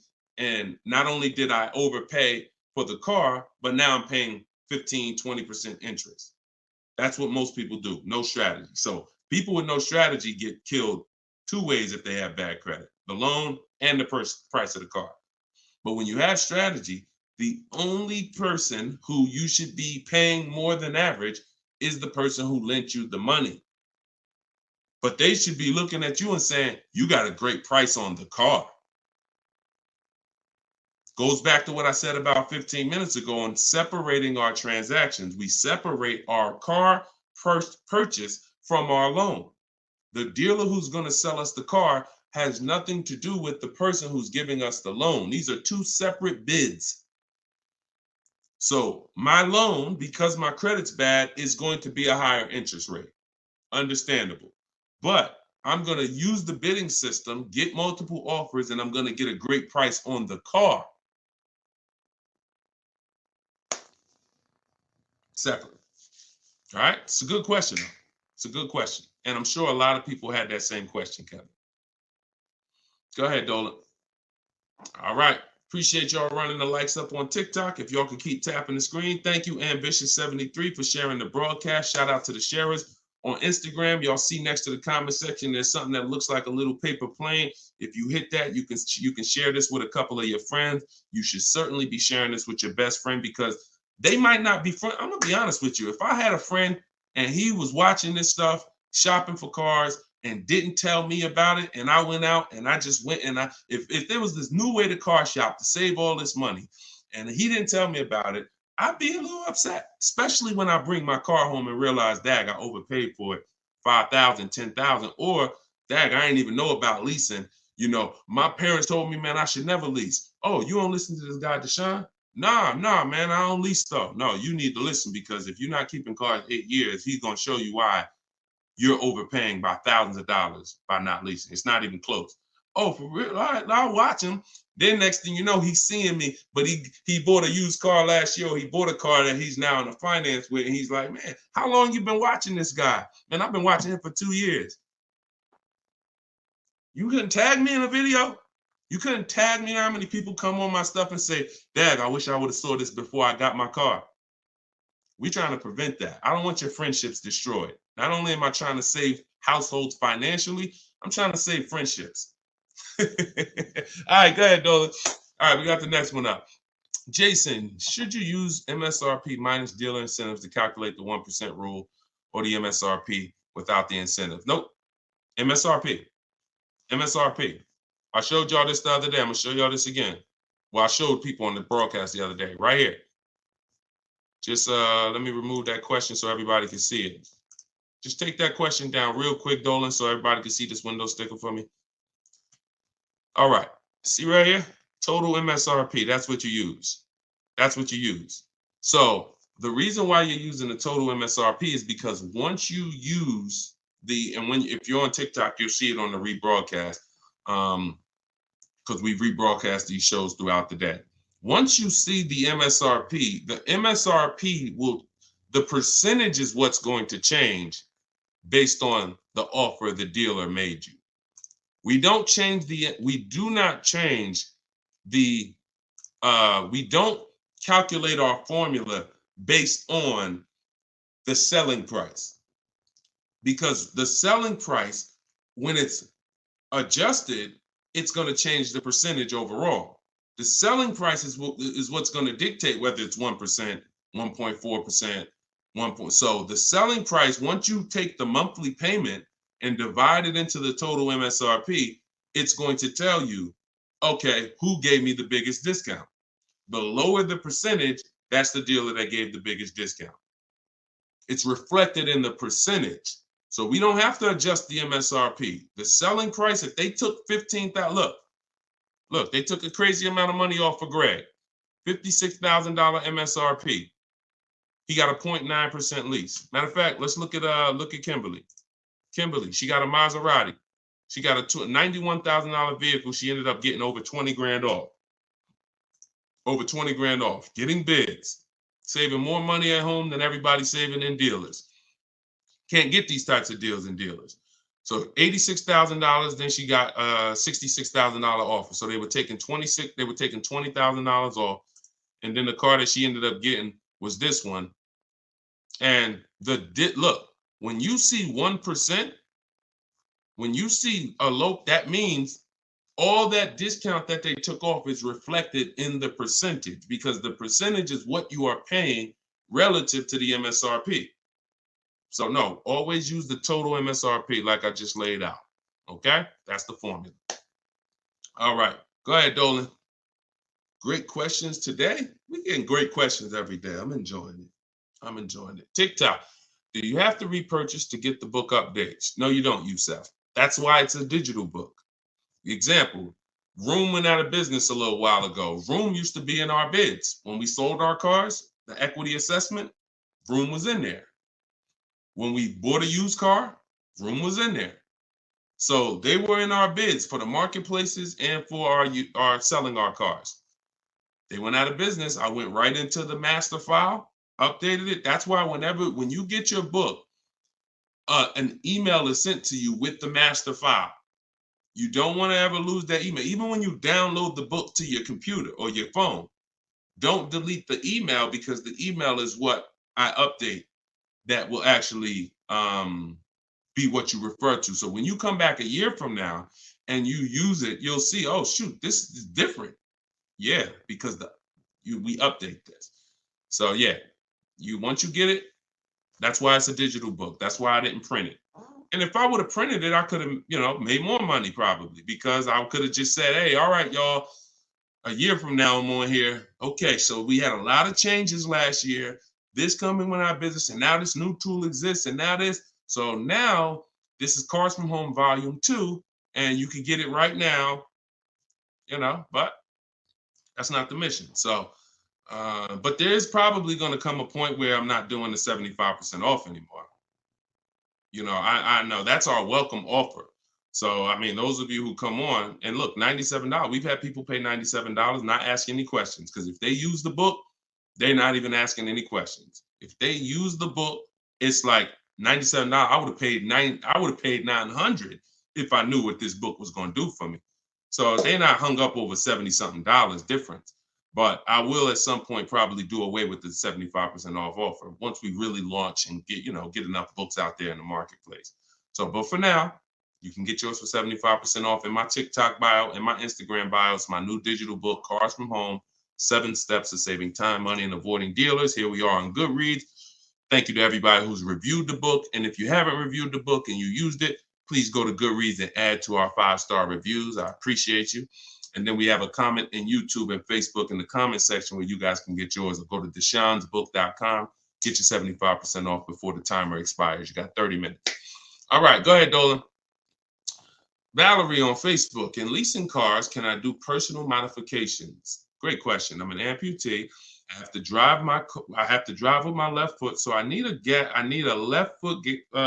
left gas foot accelerator installed in order for me to drive. Can I do that modification on a lease car? That's a great question. Anything that can be restored back to factory, then you can do it. Like if you are going to, now you tents, they don't require you take off tents because some people like, that's a serious question. Can I tent my car on a lease? Sure. They don't usually sweat tents. But things that really like are changing the makeup of the car like this, it depends on if this is removable or not.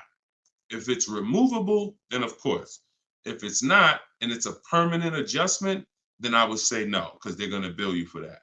And so what I would do if I'm you is I would only be, if you're not keeping your cars 8 years, now the mission is still to beat depreciation. To beat depreciation. So you don't want to buy a car, especially you, because you're making a custom update that will lower the value of the car. So whatever car you buy, Valerie, let's say your car's value would have been like this, going down over a 3 or 4 or 5 year period. Because of this adjustment you're making, it's going to go like this. Because if that update that you're making can't be removed, then you lower the amount of people who are interested in that car when you go to resell it. So what I would tell you, if you're not keeping cars 8 years, then you should only be buying pre-owned cars. That's going to be your smallest losses. Don't buy new, because when you, again, buying new and you doing your modifications on them, you're going to destroy the value of the car. You're going to lose so much money in depreciation and resale. So I would only be shopping for a used car if I'm you, unless there's a way for you to remove the modifications once you do them. Even if it costs you $1,000 to remove them, you're up, because the amount of money you're going to lose by doing that type of modification. I say the same thing to people who like to put, big exhaust systems on their cars. That's valuable to you, but you're lowering the value of the car because that's not valuable to most buyers. So if you spend $3,000, $4,000 on a fancy exhaust system and all of that, not only are you not getting that money back, you're lowering the car's value overall. So in your particular case, that's what you do. See if you can pay to get that car restored back.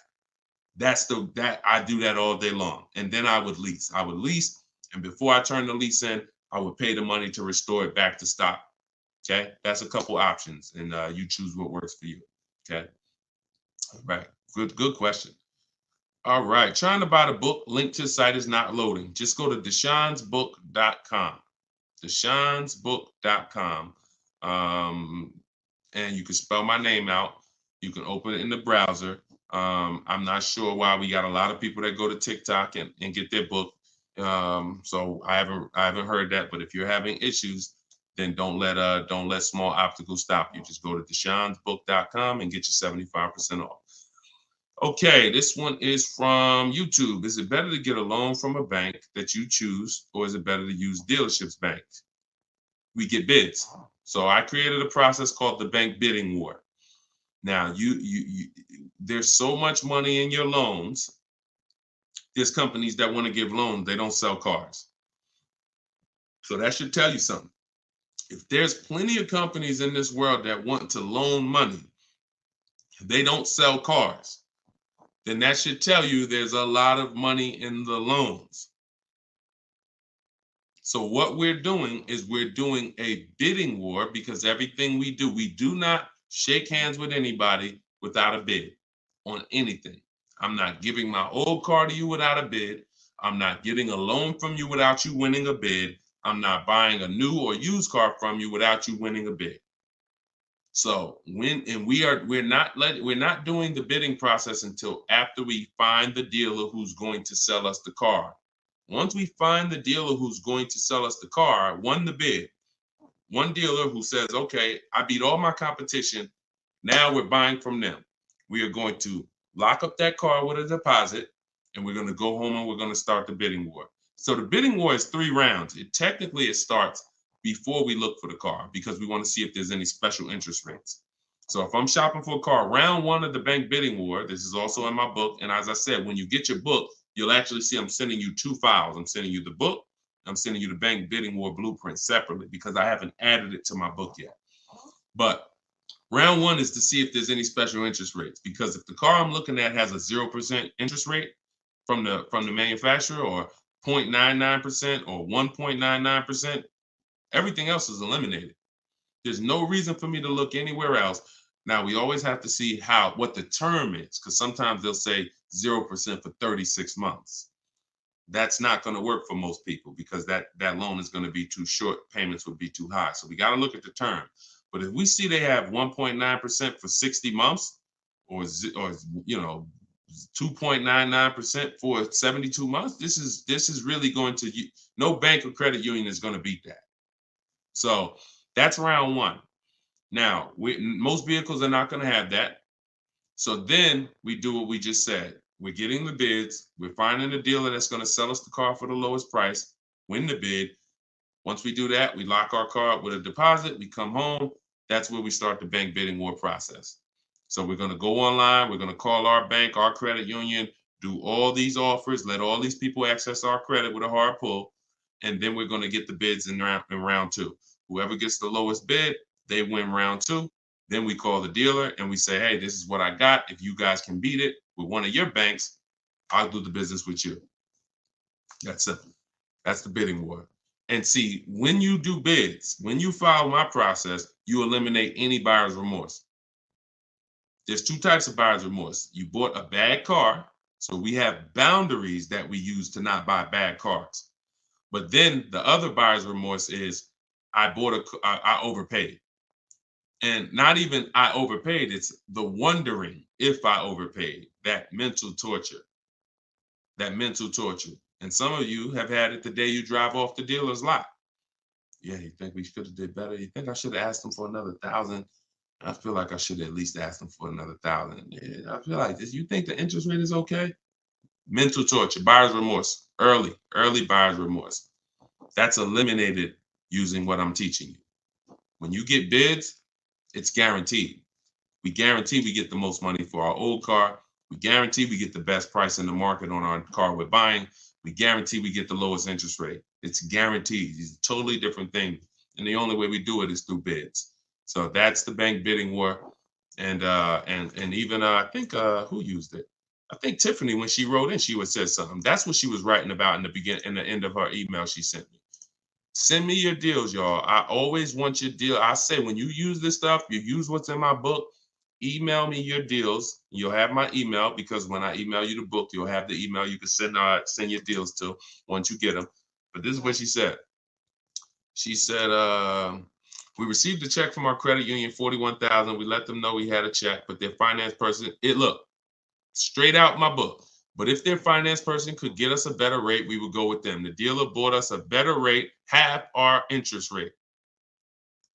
But the bank they chose wanted $1,500 down, so we said no. So that's it.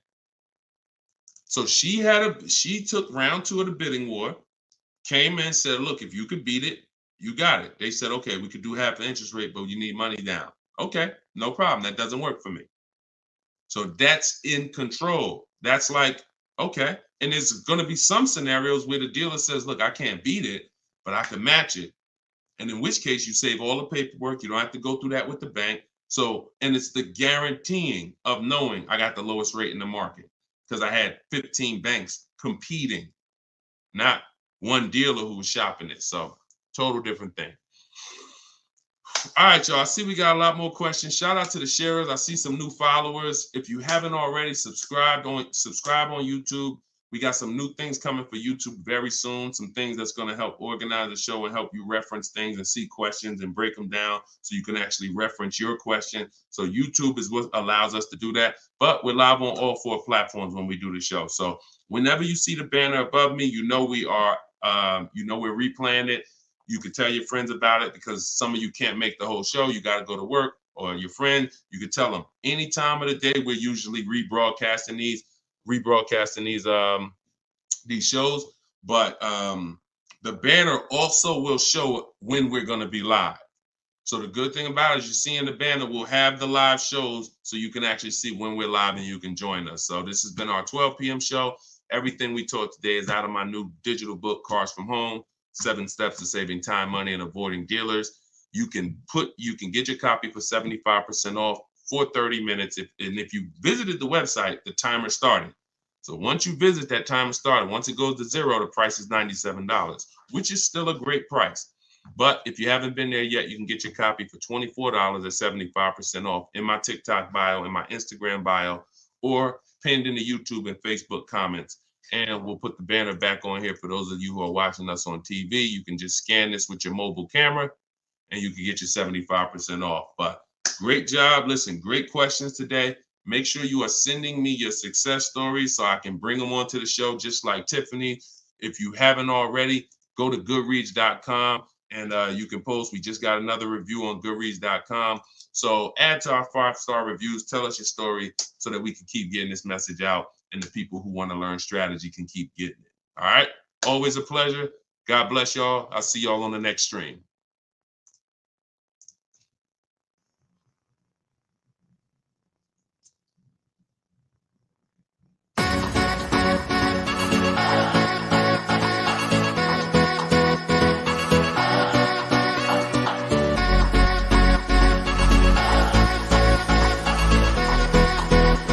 The worst possible thing you could say when you walk into a car dealership. I spent 5 years with Mercedes-Benz, 5 with General Motors, and the worst thing a person could say when they walk in is, if you could just get me to this payment, we got a deal. So your loan's probably still like 19, which means you got to pay to get out. You're upside down. It's called negative equity.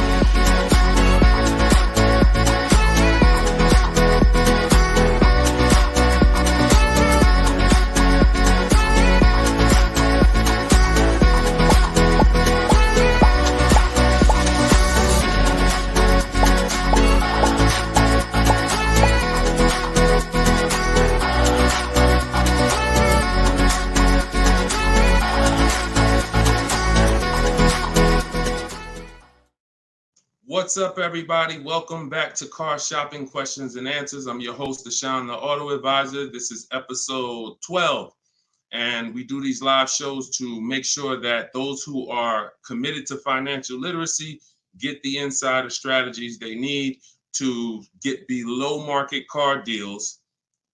And the only way you're going to do that is by using strategy. So that is what we teach here. I am all about giving you the simple strategies you need to sit at home and let dealers bid for your business, let banks bid for your business, and let people bid for the cars that you're going to sell, not trade. And that's what we do here. So for those of you who don't know me, my name is Deshone the Auto Advisor. I spent 14 years in the car business. And since 2020, my mission has been to create smarter car shoppers, buyers, and owners. So if this is your first time ever seeing us on a broadcast, could you type the number 1? What's going on, Lisa Jane? Good to see you. I appreciate it. Hey, you're the best. I appreciate it.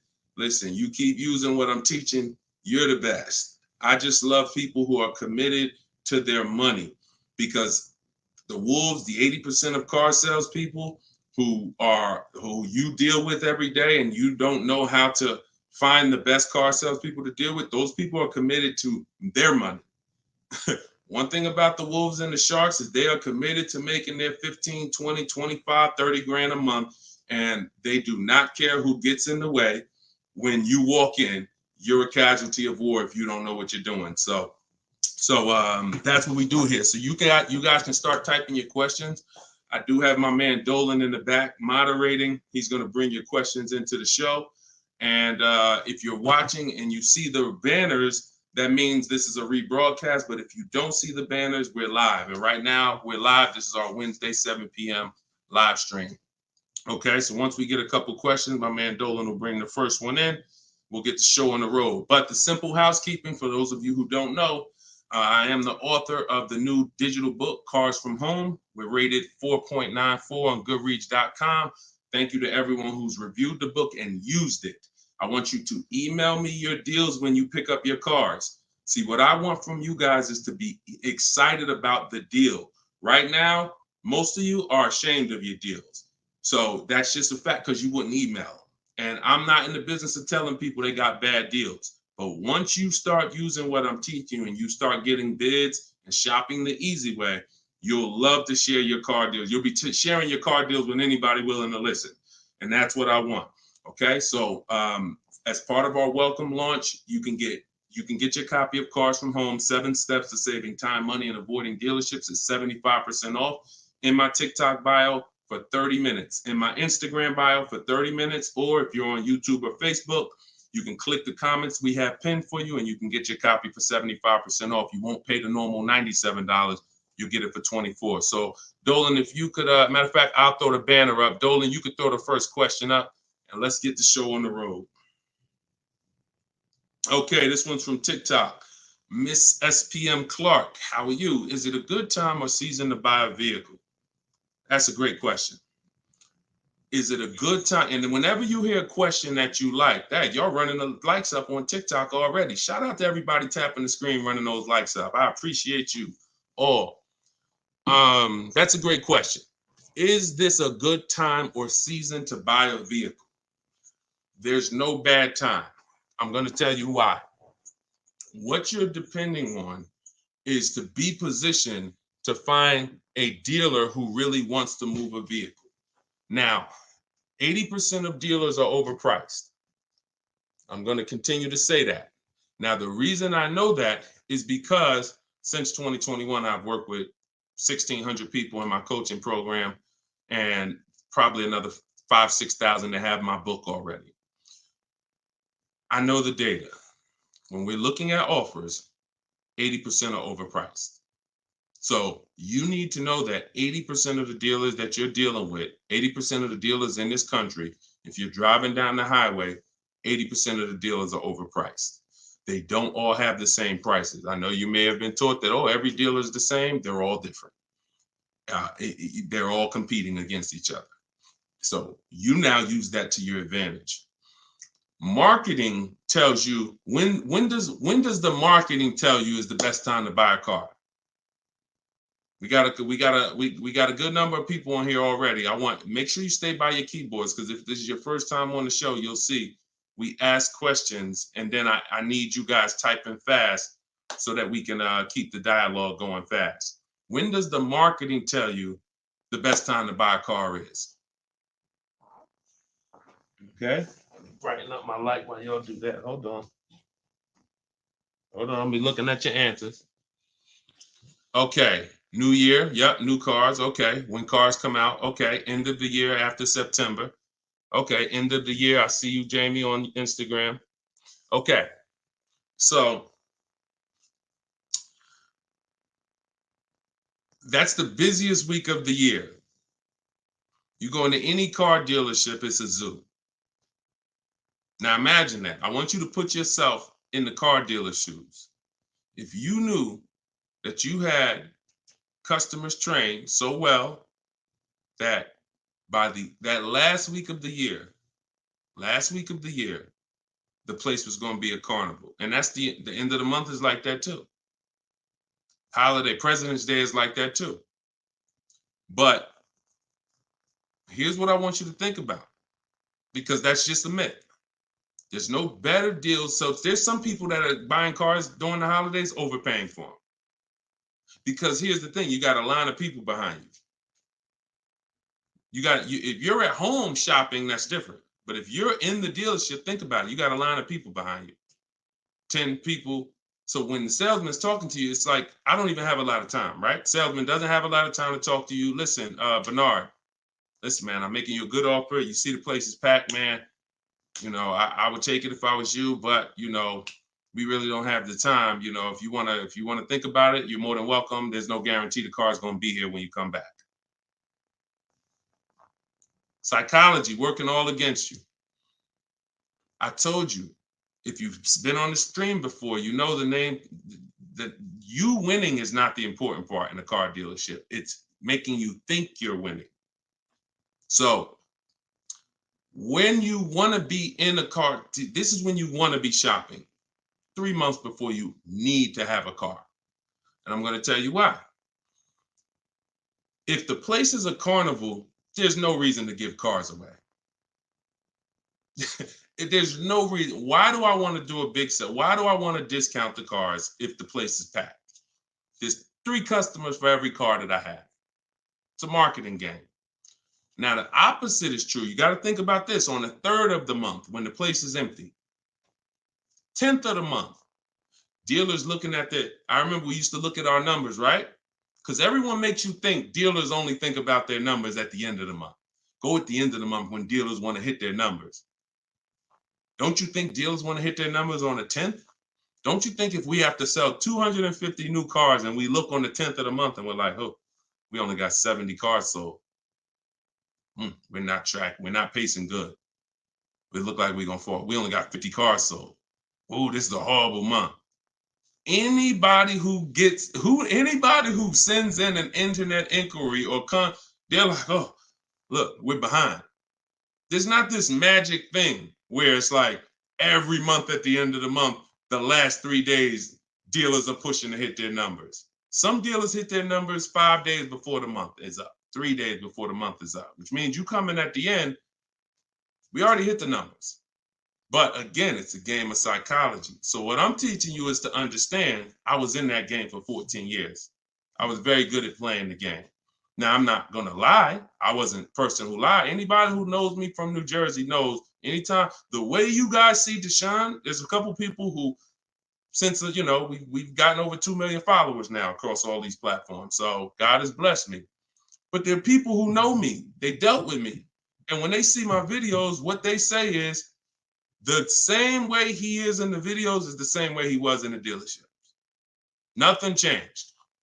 Some people are like, oh, I'm online now, I'm teaching. And then it's like, they got a bunch of people out there that's like, no, that's not, he changed when he went online. The same way I was in a dealership teaching people about numbers, about leasing, don't buy your lease, all of this stuff that I'm teaching in the stream is the same way. So the game of psychology is what you have to stop falling for. Stop looking at marketing, and now you have to look at what does make sense. That's being in the market 3 months before you need a car. I'm gonna tell you why. If your lease is up in a month, that's good because you can extend. So I always tell you, start shopping when your lease is up when you got one payment left. That's good. Start shopping your offers because if worse comes to worse, you can extend the lease for free and you can buy yourself another month or two. You want 3 months because here's what happens over 3 months. Lease deals change if you're shopping for leases. Offers and incentives change if you're shopping for cars that you're buying. If you're shopping for a new car you're buying, you can look so here's an example. Let's say I'm looking for a dark blue, Kia Sorento, right? For example, if I reach out to them, something I teach in my process is we have 2 dates. 2 dates. Those of you who have my book know this. Some of you have seen it in my free social media videos. 2 dates. As soon as date, no later than date. As soon as date is the soonest you can say yes to an offer. That's the soonest you should be looking at offers. You shouldn't be looking at offers if you can't say yes to it yet. Wasting time. Then the second date is the no later than date. That's our deadline.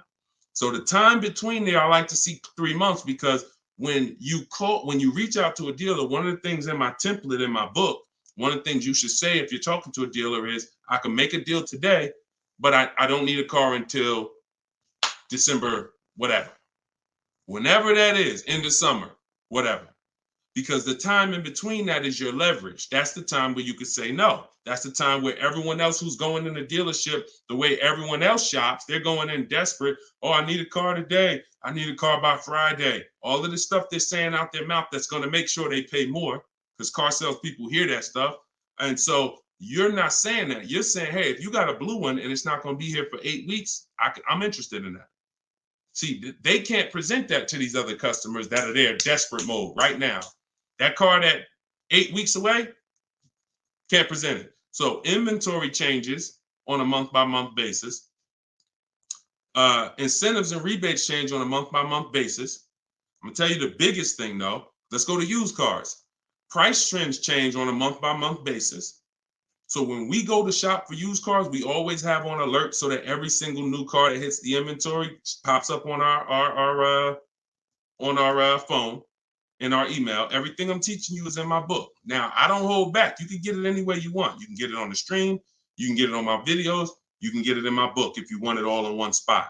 But so when we do this, everything new is popping up. We can see the price changes. We can monitor the price changes. But the biggest thing is when a dealer needs a deal, you're positioned. Let that sink in. I just gave you a scenario a couple minutes ago of how it looks when a manager comes in and says, all right, y'all, we got to have a meeting. Okay, y'all, it's the 10th of the month. We only got 50 cars out. We got to sell 250 cars by the end of the month. We're way behind. Anybody who is real, that's what we call a real customer, a real buyer. Get them on the phone and see if they're open. We're not turning away any reasonable offer today. Now, for those who are desperate, need a car today, need a car this week, those people been going. They're never going to get these phone calls, very rarely, because they're moving so fast. You position. You in their email. Tom knows Sparta is been emailing me. He told me he doesn't, or she, I can't tell if it's, I can't tell by your name, whether you're a man or woman, but let me see. Sparta, hey, I know I couldn't get to your offer before. You still open? Yeah, thank you. What you got? Position. So you can't do that when you're desperate and when you're shopping. Now, if you're in an emergency, understood. You totaled your car, you need a car in 2 weeks, understood. We got plenty of people who get in, use my stuff, they get their car in 2 days, they get their car in. That's why my biggest thing is teaching you the strategies you need to get below market deals in 48 hours. But the benefits of having time can't be measured. The benefit of being able to look at deals, have dealers call you. I had one of my people who listened to me. He had a Kia Telluride. The general manager called him the last day of the month and said, look, if you could get this done today, I'll take $5,000 off the price. That's the one he ended up going with. His name is Wendell. So I don't say there's a best time to buy a car because I've seen deals at the beginning of the month. I've seen below market deals at the end of the month, non-holidays, holidays. I've also seen people overpay with no strategy at the beginning of the month, the end of the month, the holidays. So you get what I'm saying? Y'all understand that? It's all about being positioned. And if you can be positioned, you'll find that you'll love getting those calls and those emails. Like, man, all of those people, when I reached out to them, they act like they didn't want to do a deal or they couldn't get to my number. Don't worry. 2 years ago, I was shopping for my mother's Mazda CX-5. I reached out in October for the offers. I looked at the offers, didn't like them. Then I reached out in November. Same salespeople. They knew me. They know I'm serious. But hey, I didn't like the offers last month. Didn't like the offers in November. December, guy calls me or emails me, Deshone, I got this car. Let me know if it'll work for your mother. I think I can get to your number on this. Saw the car? Yep, car works. That's the one we ended up getting. Strategy. All right, that's how I want y'all moving. Go ahead, Dolan. Next question. This one's Lisa Jane from TikTok. How are you? And we are live, y'all. This is our Wednesday, 7 p.m. live stream. So if you don't see the banner, that means we're live. If you see the banner, that means you're watching the replay. People watch the replays all throughout the week, so people get value out of replays. But if you are not seeing the banner, that means we're live. So ask your questions. Time to turn in my lease. I'm already over the sales guys, not sure how to start. First thing you're going to do, sounds like you've decided you're going to lease again. So that would be the most important question. That's always the first question because that's the foundation of your deal. Leasing versus purchasing. I always say, if you've been on a show before, you can't get a great deal if you purchase, but you should have leased. Impossible. So once you decide that, now we're going to do an equity assessment. So we are no longer, Lisa, going to turn in who's dropped off a lease to a dealer at any time in their life. Type 1. You had a lease, you've just dropped it off or returned it to the dealer. And what you're going to see now is you're getting a lot of dealers that say, we're a lease return center. Bring your lease in. We'll ground your lease for you. Even sometimes it's not even their brand. They sell Hondas and they'll say, hey, bring any lease and we'll return it. The reason they're doing that is because they're going to do an equity assessment.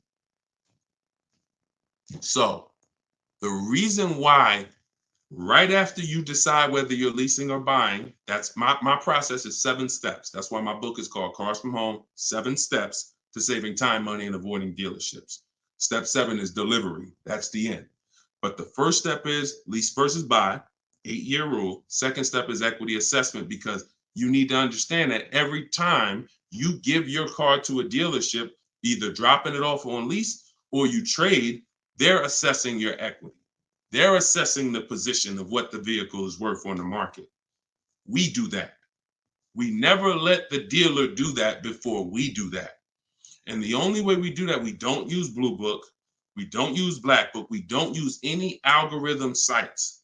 We have a huge advantage with cars we don't have with houses. That's we could get offers. We can get real offers. Imagine being able to, at any time, if you're a homeowner, literally get no obligation offers on your home. You could just put your home, you could just go to buyers and say, here, this is the kind of house I got, and you could get multiple offers. Hey, I'll pay this for it, I'll pay this for it, I'll pay this for it. That'd be amazing, but you can't. So all they have with homes is algorithms, Zillow, Zestimates, and all of that. With cars, we can get real offers from the people who compete to buy cars. And this is our first step before we budget, before we think about what car we want, before shopping, we are doing an equity assessment. So what that looks like, Jane, is Lisa, is you're going to call your leasing company and you're going to get the payoff. There's two types of payoffs, a customer payoff, a dealer payoff. Depending on the brand, sometimes they're the same, sometimes they're different. Sometimes the dealers don't have to pay taxes. And so it depends. There's no hard rule, but you're going to get the customer payoff. Customer payoff, then you're going to ask them if you, that step is the same for everyone, whether you own a car, you lease a car, doesn't matter. Only people who don't have to do that is if you have a paid off car. You skip that step and you go right to the next step. But if you have a lease, you're going to ask an additional question. Do I have a third party restriction? If you don't have a third party restriction, you can sell to the highest online bidder. The bidders that we're going to get, if you own your car outright, you can sell to the highest online bidder. You have a lease with no third party restriction, you can sell to the highest online bidder. If you have a finance car with a bank loan on it, you can sell to the highest online bidder. The only people who can't sell to the highest online bidder are leases with third-party restrictions. So you're still going to go and get the offers from the online bidders because you want to know a roundabout of what the car is worth. So we're going to go to CarMax. We're going to go to Drive. We get 6 offers. This is the equity assessment laid out in my book, step 2. When you do this, you're getting CarMax offers, Driveway offers, Carvana offer, Kelly's Blue Book Instant Cash offer, AutoNation Sell My Car, and Car Guru Sell My Car. When you get to the point where if you lease, just pay attention. See, there's a lot of detail. This is why I say when y'all are trying to look through all my social media videos, you don't realize what things are applicable to you and which are not. So I'm talking to 4 different types of people right now. People who, all of you should be doing an equity assessment. People who have a car that's owned outright. People that has a car with a loan on it. People that has a lease, no third-party restriction. People who have a lease with a third-party restriction. So you have to take the nuances and say, all right, that part was for people with third-party restriction. This part is not. I don't have a third-party. So when you call and you get a third-party restriction, you need to take a different route to sell. But everyone's going to get those 6 offers. Everyone. Shout out to y'all tapping the screen, running the likes up. And shout out to the sharers. Thank you to everybody that shares the broadcast. It means a lot. Tag your closest friend. So now you get those 6 offers. If you have a lease, whenever you're on those websites, it's going to ask you, is the car owned, financed, or leased? You want to put owned. Do not put lease because it triggers something in their website where it thinks every lease has a third-party restriction and they may not give you an offer. So don't do that. Now, once you get those offers, you can sell to the highest bidder. Now, if you have a third-party restriction, we're going to take those offers. We're going to kind of see where those offers are, kind of get an estimate, and now we're going to go and sell that car to a used car, to a brand. Let me explain it like this. If you have a BMW, you can only sell to a BMW dealer. When you have a third-party restriction, you can only sell to a BMW dealer. Now, hundreds of thousands of people around the country, they found out they had a third-party restriction. They bought their cars and resold them. The reason I don't like doing that is because you pay taxes, you pay fees, and that comes out of your profit. So if you were going to make $5,000, you buy your car. By the time you pay the taxes and fees, you wait for the title, you probably won't make anything. But when we sell direct to a dealer by getting bids from multiple BMW dealers, If I have a third-party restriction of Nissan, I'm getting multiple bids from Nissan dealers. And once I get my offers from those dealers, now I'm going to sell to the highest one because dealers don't pay those same fees. Dealers will I don't have to pay the taxes and fees. That doesn't come out of my profit. So we've had people who sell direct to the highest bidder online, depending on their situation. And we have people who, with third-party restrictions, sell to the highest bidder among a local dealership. But we must get bids. Doesn't change. We get bids no matter what. So some people say, Deshone, I use what you teach. I went on those websites. They said they don't buy leases. You didn't do what I told you to do. You put that it was a lease in there, and then no, you don't. No, you have a third-party restriction. We sell to a dealer of the same brand. We get bids from multiple dealers. That's what I'm saying. So it's laid out in my book. If you want the roadmap, if you don't want to try to remember this, TikTok bio, Instagram bio, comment section on YouTube or Facebook, or you can scan the QR code, get your book for 75% off. You won't pay the normal. Hold on one second. Let me turn this off. You won't pay the normal $97. Okay, so that's the equity assessment. When you said, Lisa Jane, I'm not sure how to start, that's the process. Because we never return a lease that has equity. We don't return a lease until we find out that there's no equity. If there's no equity, then we'll drop off the lease and we'll shop for our replacement vehicle. All right, good question. Go ahead, Dolan. Good evening. How do I narrow down the luxury brand of car desired after filling out the shopping sheet? I'm looking at cars. Once you fill out the sheet and you're looking at, you're talking about you're in the step 4 shopping. Val, you're trying to decide what you want. Hold on, let me be clear. If you're in the phase where you're trying to decide what we want, we see in step 4 we have a whole process, a whole step that's called shopping, not buying. See, you need to clearly separate those two things. See, what happens when you mix shopping and buying, you go in to look at cars. If you're looking for a new car or a lease, you go in, you're test driving cars, and then you sit down, you start talking numbers. You mix the two. Shopping is deciding what you want. That's going in test driving. That's taking the kids, making sure they have enough leg room. That's doing everything to make sure. Test driving, 15, 20-minute nice test drive. All right, comparing the features, going to drive the Honda. Then I'm gonna drive the Kia. Then I'm gonna go drive everything I'm interested in. I'm not talking numbers with anybody. That is shopping. Once you have decided what you want, now we're coming home and all the purchasing is done from here. All the bidding is done right from where you're right. Like, this is where I get my cars at, right here. I sit right in front of my computer, and in 60 minutes of work, I'm gonna have bids coming in 48 hours. I'll know what the below market values are. So if you're just talking about the shopping phase, I'm on YouTube. If I'm looking for like a 3-row SUV, I'm typing in 3-row SUV. And then I'm looking at the competitors, because we're not giving enough. Look, car manufacturers do a horrible job of marketing. Horrible. There's 40-something companies that make cars that spend millions of dollars to try to get you to come see them at least. And so that's the reason why you notice when you have a car, they're reaching out to you before the car's paid off, before the lease is up, because they know once you get to the end, you're more likely to shop. That's why they try to keep you, we were reaching out to people with Mercedes 6 months before their lease was up. 9 months. Hey, Mr. Jones, if I could get you out early, would you consider it now? Hey, good news, Mr. Jones. Hey, I might be able to get you into a new Mercedes and keep your payment right around where you are, right around where you're at now. Is that something that sounds good? Okay, when can you come in? All right, not till this weekend, but you're going to have to lower the payment. This payment kind of high. Listen, Mr. Jones, look, we have several options. You're a loyal customer. You've been with Mercedes for a long time. Anytime you come, listen, I promise you, me and my manager will work hard to make sure you get a number that works for you. But the first thing we want to do is pick a car. We got a lot of nice new models. Want you to see them. Blah, blah, blah. You got to understand, if we're pulling you out of the car early, we're trying to prevent you from shopping the market, because every couple of years, there's new product, new technology, new features. You want to see this stuff.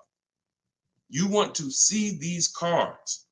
And so that's when I'm telling you is you're about to spend 50 grand, 30 grand, 70 grand. Take the time and treat it like if you were going into the mall to spend that kind of money. If you were walking into the mall to spend that kind of money, how would you want to be treated? Would you ever rush yourself? Would you want anyone rushing you to make a decision when you're about to make a $70,000 decision? A lot of you are not test driving enough cars. Now, with a used car, you can't test drive it until right before you buy it. So because every used car drives different. But for those of you leasing and getting new cars, purchasing them, you should be test driving everything that's in the category of a car you want. Everything. Test driving and then narrowing it down. This is how people end up getting a car, and in 3 months they're like, hey, I don't really like the car. It's not as comfortable as I thought. You didn't test drive it. You did a short, quick test drive. So don't rob yourself of the shopping experience. We don't. That's why I have a whole step that is only devoted to shopping. And then what you do, Val, is you put it into Google and you type in the year and you type in initial quality. That's going to tell you on that first page what the ratings say. Listen, don't ask your neighbor what they think of the new car. They might love it, but there's 10,000 other people in the country that have that same car. You need to know what is the data saying about that. 10% of those people might be dealing with electrical issues. That's going to show in that initial quality scan on Google. Then you look and you Google reliability. So initial quality's first 90 days, reliability's first 3 years. Everyone who's leasing needs to be typing those two things in. Initial quality, skim the articles, look for any red flags, then do the same thing for reliability. Those of you who are purchasing, you should be doing longevity. And that's going to tell you if the car has transmission problems later on. That's going to tell you what the engine is rated to do. These are 5-minute exercises that will save you from getting a Maserati that's in the shop every 3 months. So that's the shopping process, Val.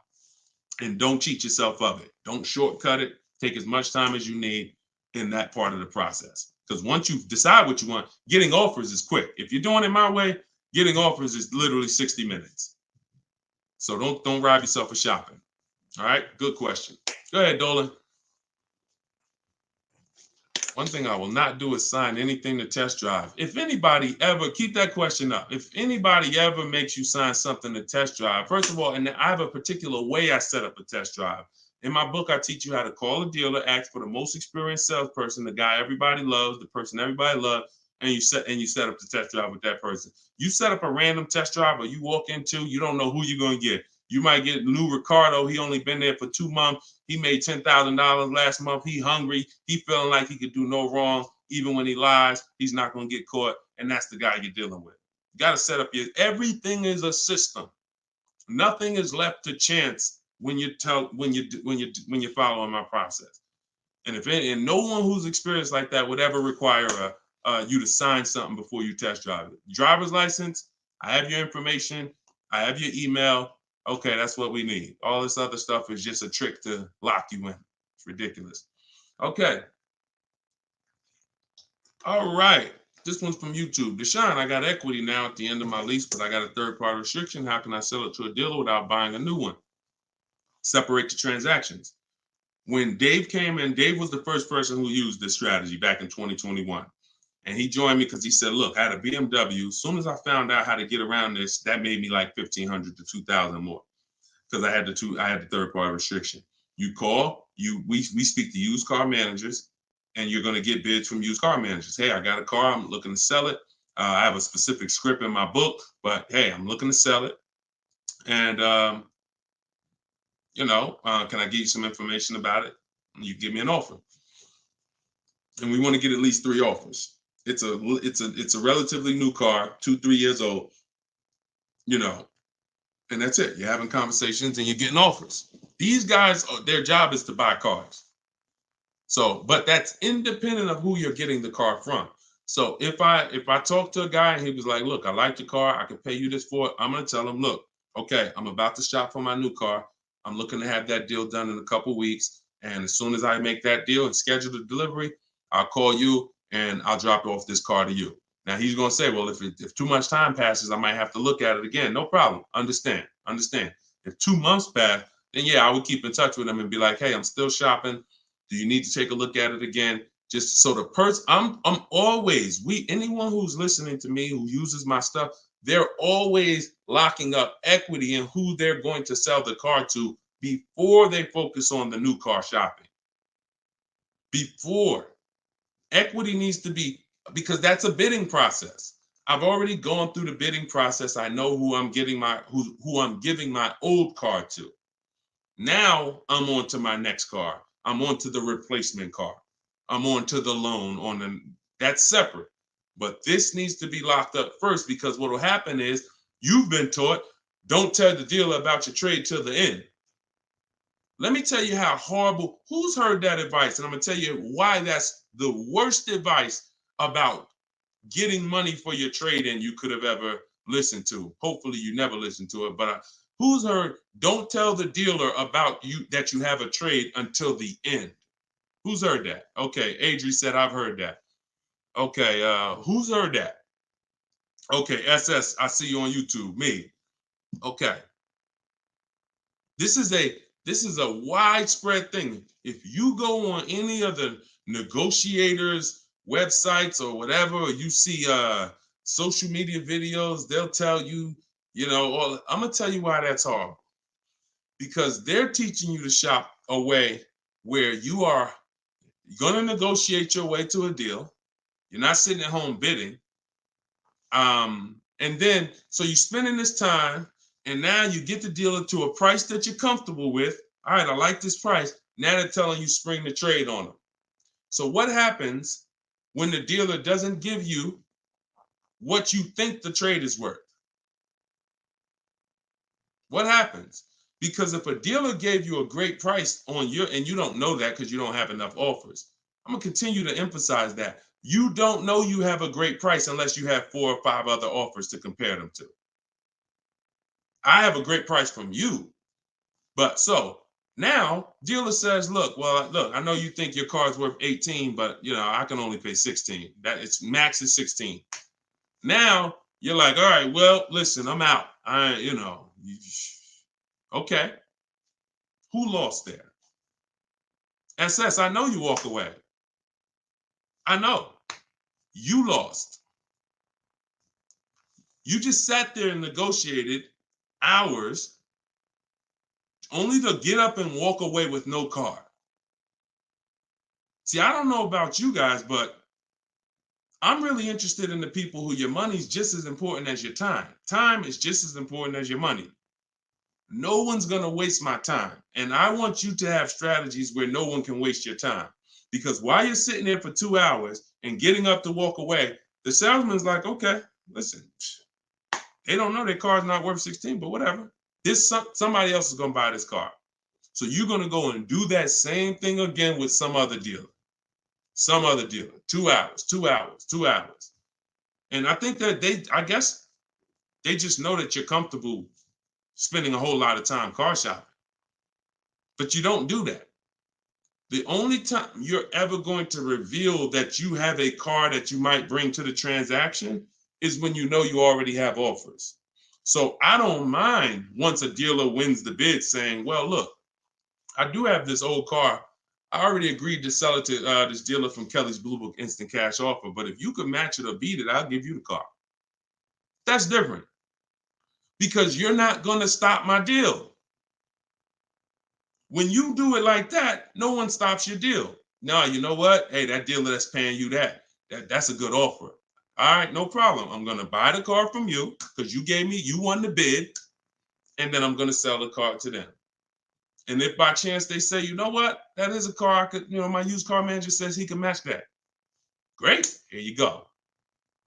But this getting up and walking away, driving to a dealership only to find out I got to the dealership, they told me they had $4,000 in fees made up that they put. I just got up and walked away. You wasted 2 hours of your life that you can't get back, and you still need the car shop. So what you're going to find using what I teach, you'll never waste your time. You'll never waste your time. My time's just as important, man. I got 2 kids. I got a lovely wife. I want to spend time with them and people I love. not in car dealerships walking out. That's just me. If you like me, then we're gonna love working together. So go ahead, Dolan.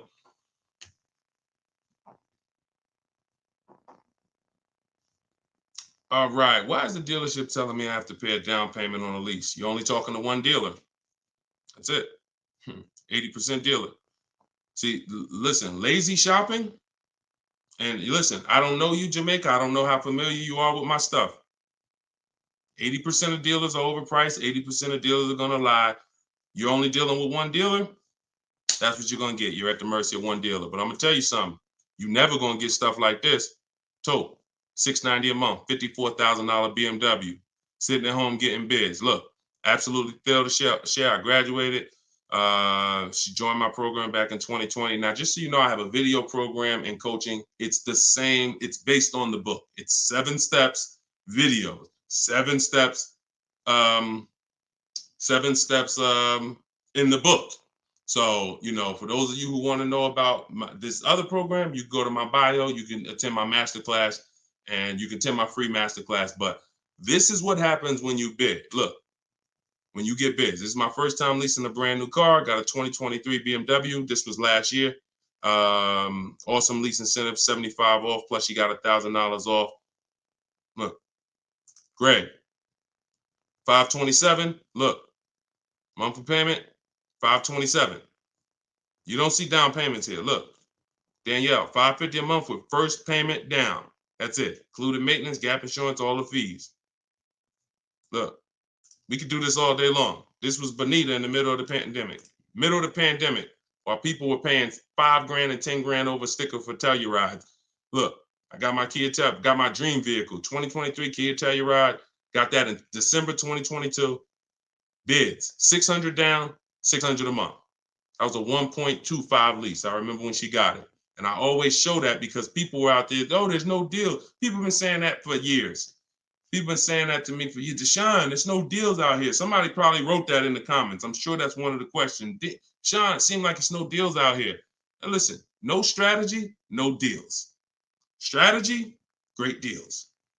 So one of the things we're never going to do is listen to what one dealer says. 5 dealers, 5 offers. You could do it your way, manually, or you could do it my way. It's up to you. But you get 5 offers because 4 are overpriced. That's the numbers.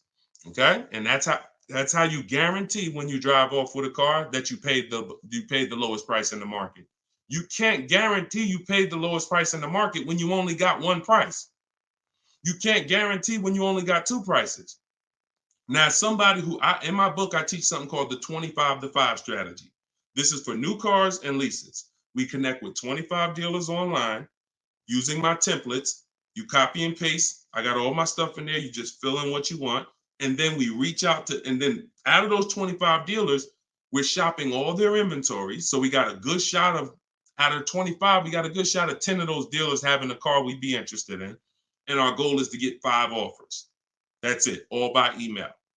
So you can do it your way. You can call, you can do however you want, but we know this because we shop better than anyone else in this world.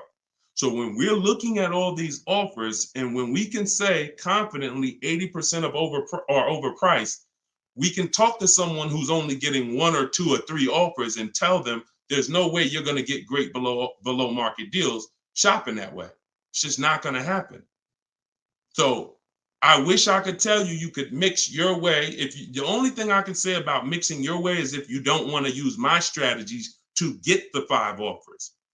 You want to get 5 offers some other way, God bless you. But you get 5 offers if you want below market deals. And if you're looking at super popular vehicles, Charles got a Palisade. Look, he got 10 offers. I reached out to 35 Hyundai dealers, got 10 quotes back. Offers range from 1.3 to 1.23 to 1.66. He ended up with a 1.23 lease on a Hyundai Palisade. $48,000 vehicle, $597 a month. So that's why the dealer you're dealing with is telling you you need a down payment because that's who they are. They're an 80% dealer. They're an 80% dealer. All right? That's just what it is. Strategy. Go ahead, Dolan.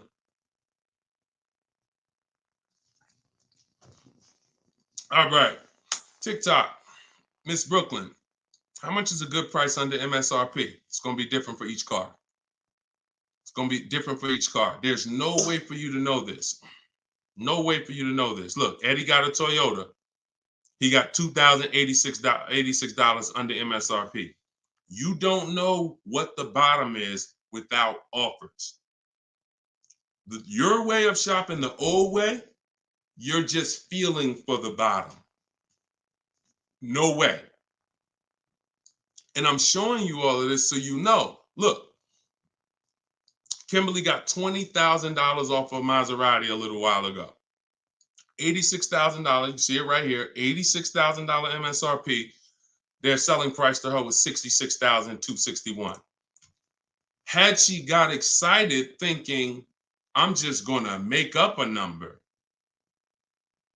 I'm just going to, if I could save $7,000 off this Maserati, that'd be great.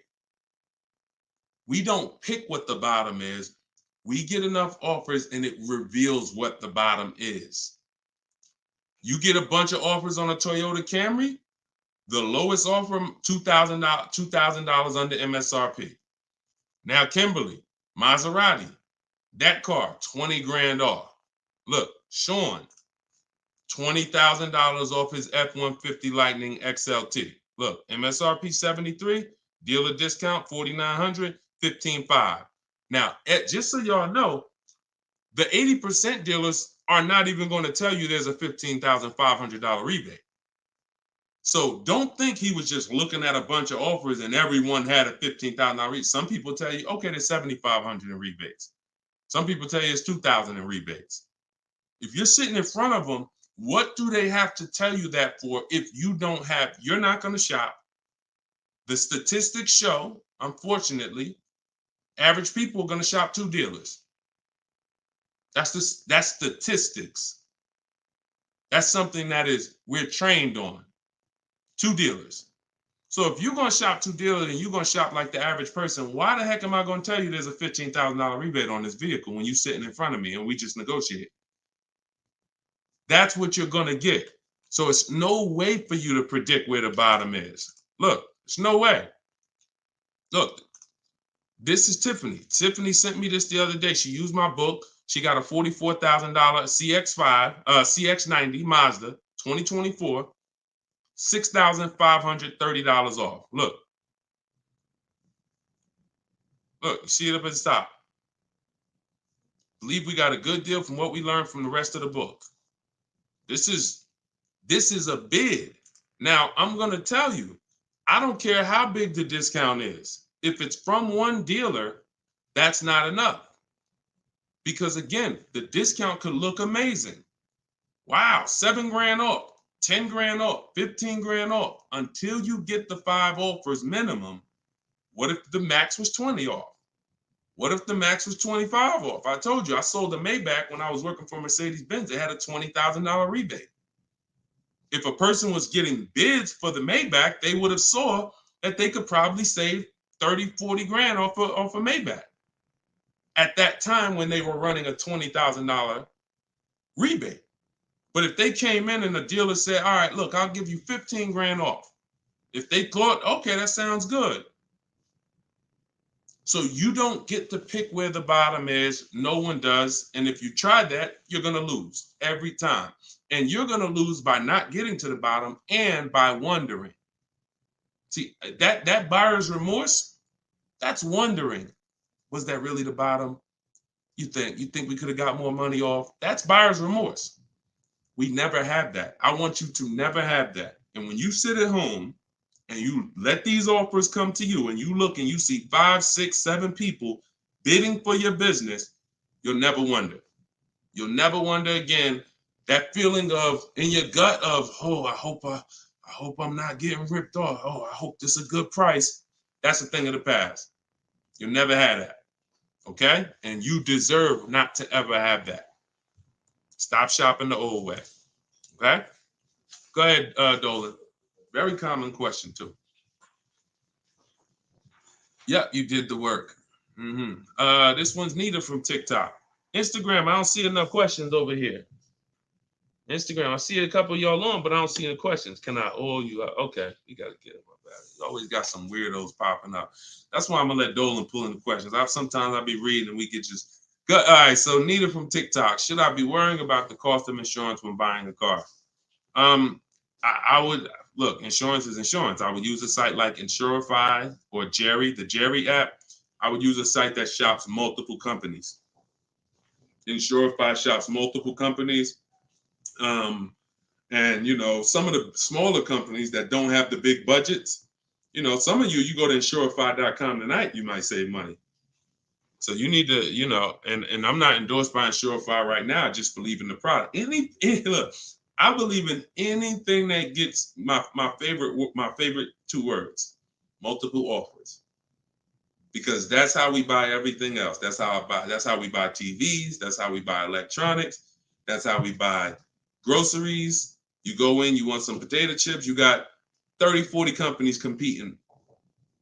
You got, spaghetti sauce, 10 different companies competing, trying to sell you. Oh, we're on sale this week. Blah, blah, blah. It's always multiple offers.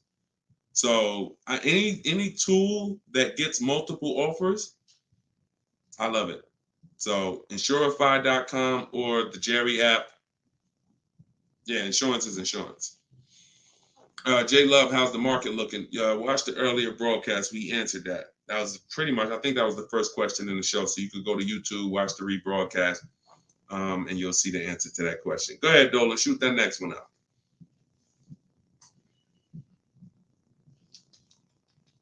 Okay, what is a third-party offers? What is a third-party restriction?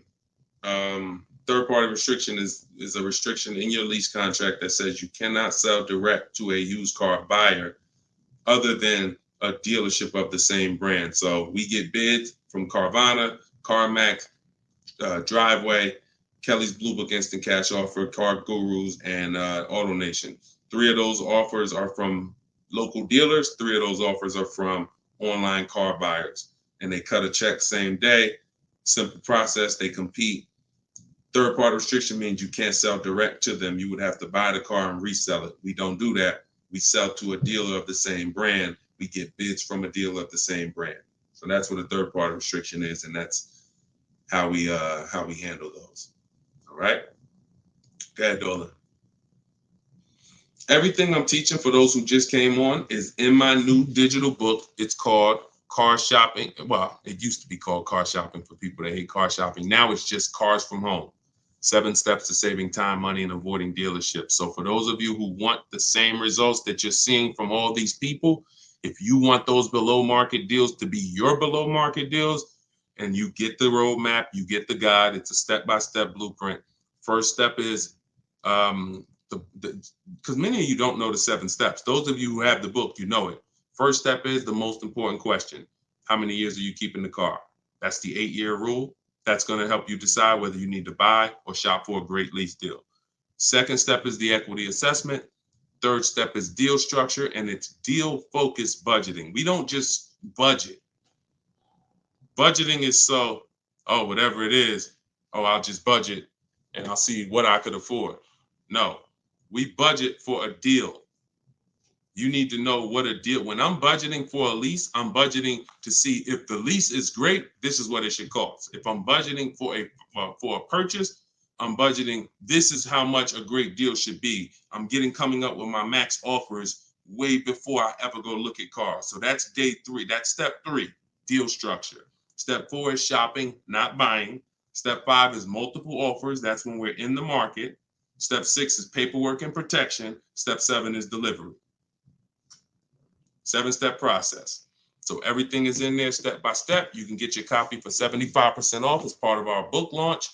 It's in my TikTok bio, in my Instagram bio, or if you're on Facebook or YouTube, it's in the comment section, or you can scan the QR code on the screen. If you're watching us on TV, you can scan that QR code with your camera to get your copy. Be in your inbox in 5 minutes. Okay, this is Wes from Facebook. How do you feel about vehicles that are well over MSRP? Don't. See, I mean, if you guys can't see that you need help, because the language you're using is really desperate language.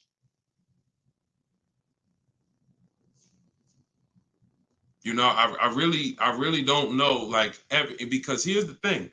You're walking into dealers because that's all you know to do, and you're saying that stuff. Vehicle I'm interested in selling almost 20 grand over MSRP. I remember when the new Broncos came out a couple years ago during the pandemic, and people were paying 10 grand, 20 grand over MSRP for them. And when our first person got a Bronco with no markups, everyone who paid 10, 20 grand, 5 grand, 2 grand over at that time, money's out the window dealing with 80% dealers. And then you go in and you say this stuff that just works against you. Oh man, yo, you go into another dealer. Hey, what's this? Oh, y'all got, how much y'all asking for this? Well, we're asking 10,000 over sticker. Oh, okay, that's better than the other deal. This other deal I was in, they was asking 20 grand over sticker. Negotiating against yourself. How you gonna turn around and ask me for money off when you just said that the price, because I'm 10 grand over, I'm good. Oh man, you only 5 grand over stickers. Man, you all right, this is good because the other one was 20 grand over sticker. Okay, so don't ask me nothing about my 5 at all. You interested? Because yeah, let's talk. What's the payment like doing this? All right, come on, have a seat here. This is you going out with the cleaver in your head. I don't know how else to tell you. Like, sometimes I'm nice. I'm a nice guy. I wouldn't be doing this if I wasn't a nice guy. This is what God put me here to do. But I'm telling you, you're sheep to slaughter.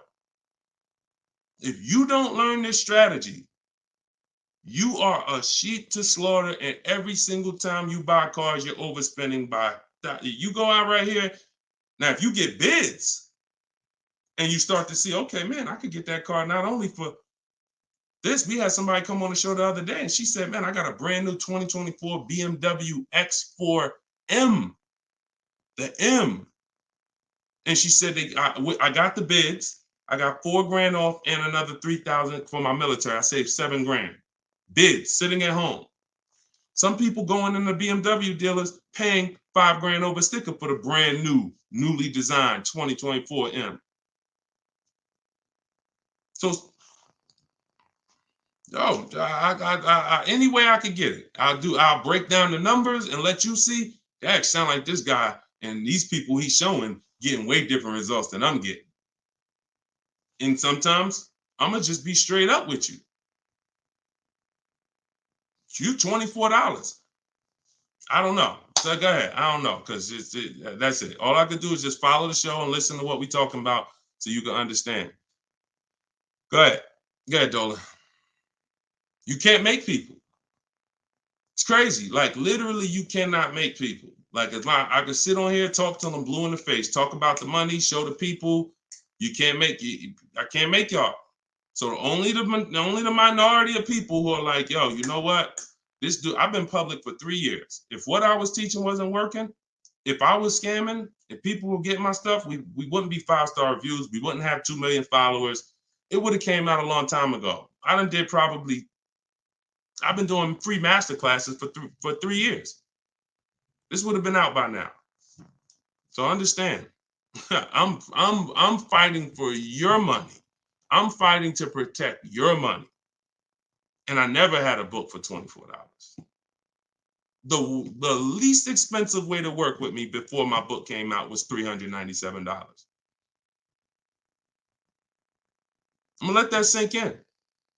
The least expensive way to work with me prior to my book coming out was $397.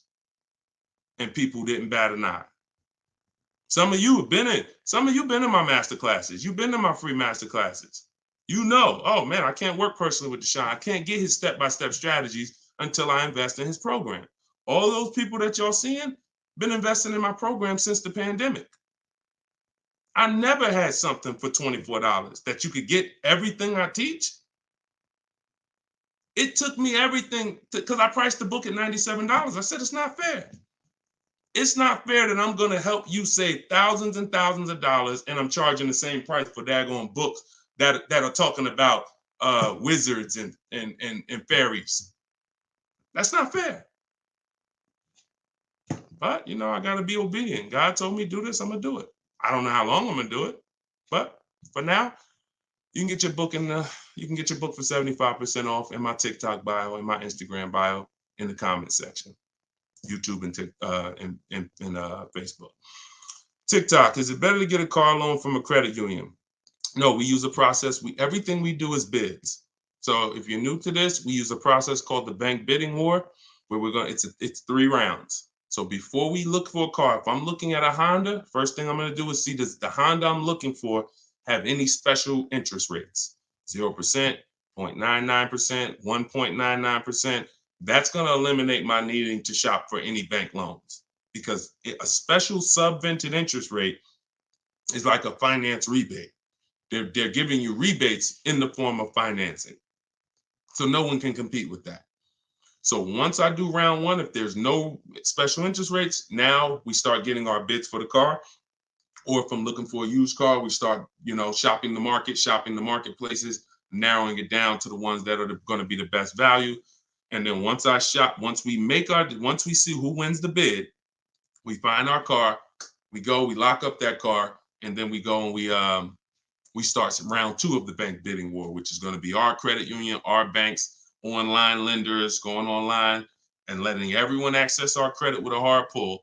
Because if you do this right, this weighs on your credit just like one hard inquiry. So if one hard inquiry drops your score 10 points, you could have 20 hard inquiries in this 48-hour period, and it's going to drop at the same 10 points. So we do that, and whoever gets the best rate, whoever makes us the best offer from round 2, then we call the dealership and we give them an opportunity to beat it, and that's round 3. The dealers have 7, 10, 15 banks. Any of their banks can beat it. That's the bank bidding war. Everything we do is a bid. There's no price assurance shopping the old way. Not only are you overpaying, even if you get a good deal, you're going to question it because you don't have enough offers to compare it to. Once you have enough offers, I had 10 banks compete for my business. I know I got the best rate. We need to know. That's the name of the game. Price assurance, guarantees. These are words that you haven't had in your car buying experience. I'm guaranteeing. If I ask any of these people here that I showed you, Tiffany with the Mazda earlier, Sean with the $20,000 off his F-150, Charles with his Palisade lease. If I asked any of these people, if you said, hey, look, are you willing to bet me $500 that there was no better offer in the market that you could have got, they'll all take the bet. I'll take the bet. But if I asked you, and I took listen, what's the last car you bought? Okay, are you willing to bet $500 that there wasn't any lower offer in the market for that same car? Would you take the bet?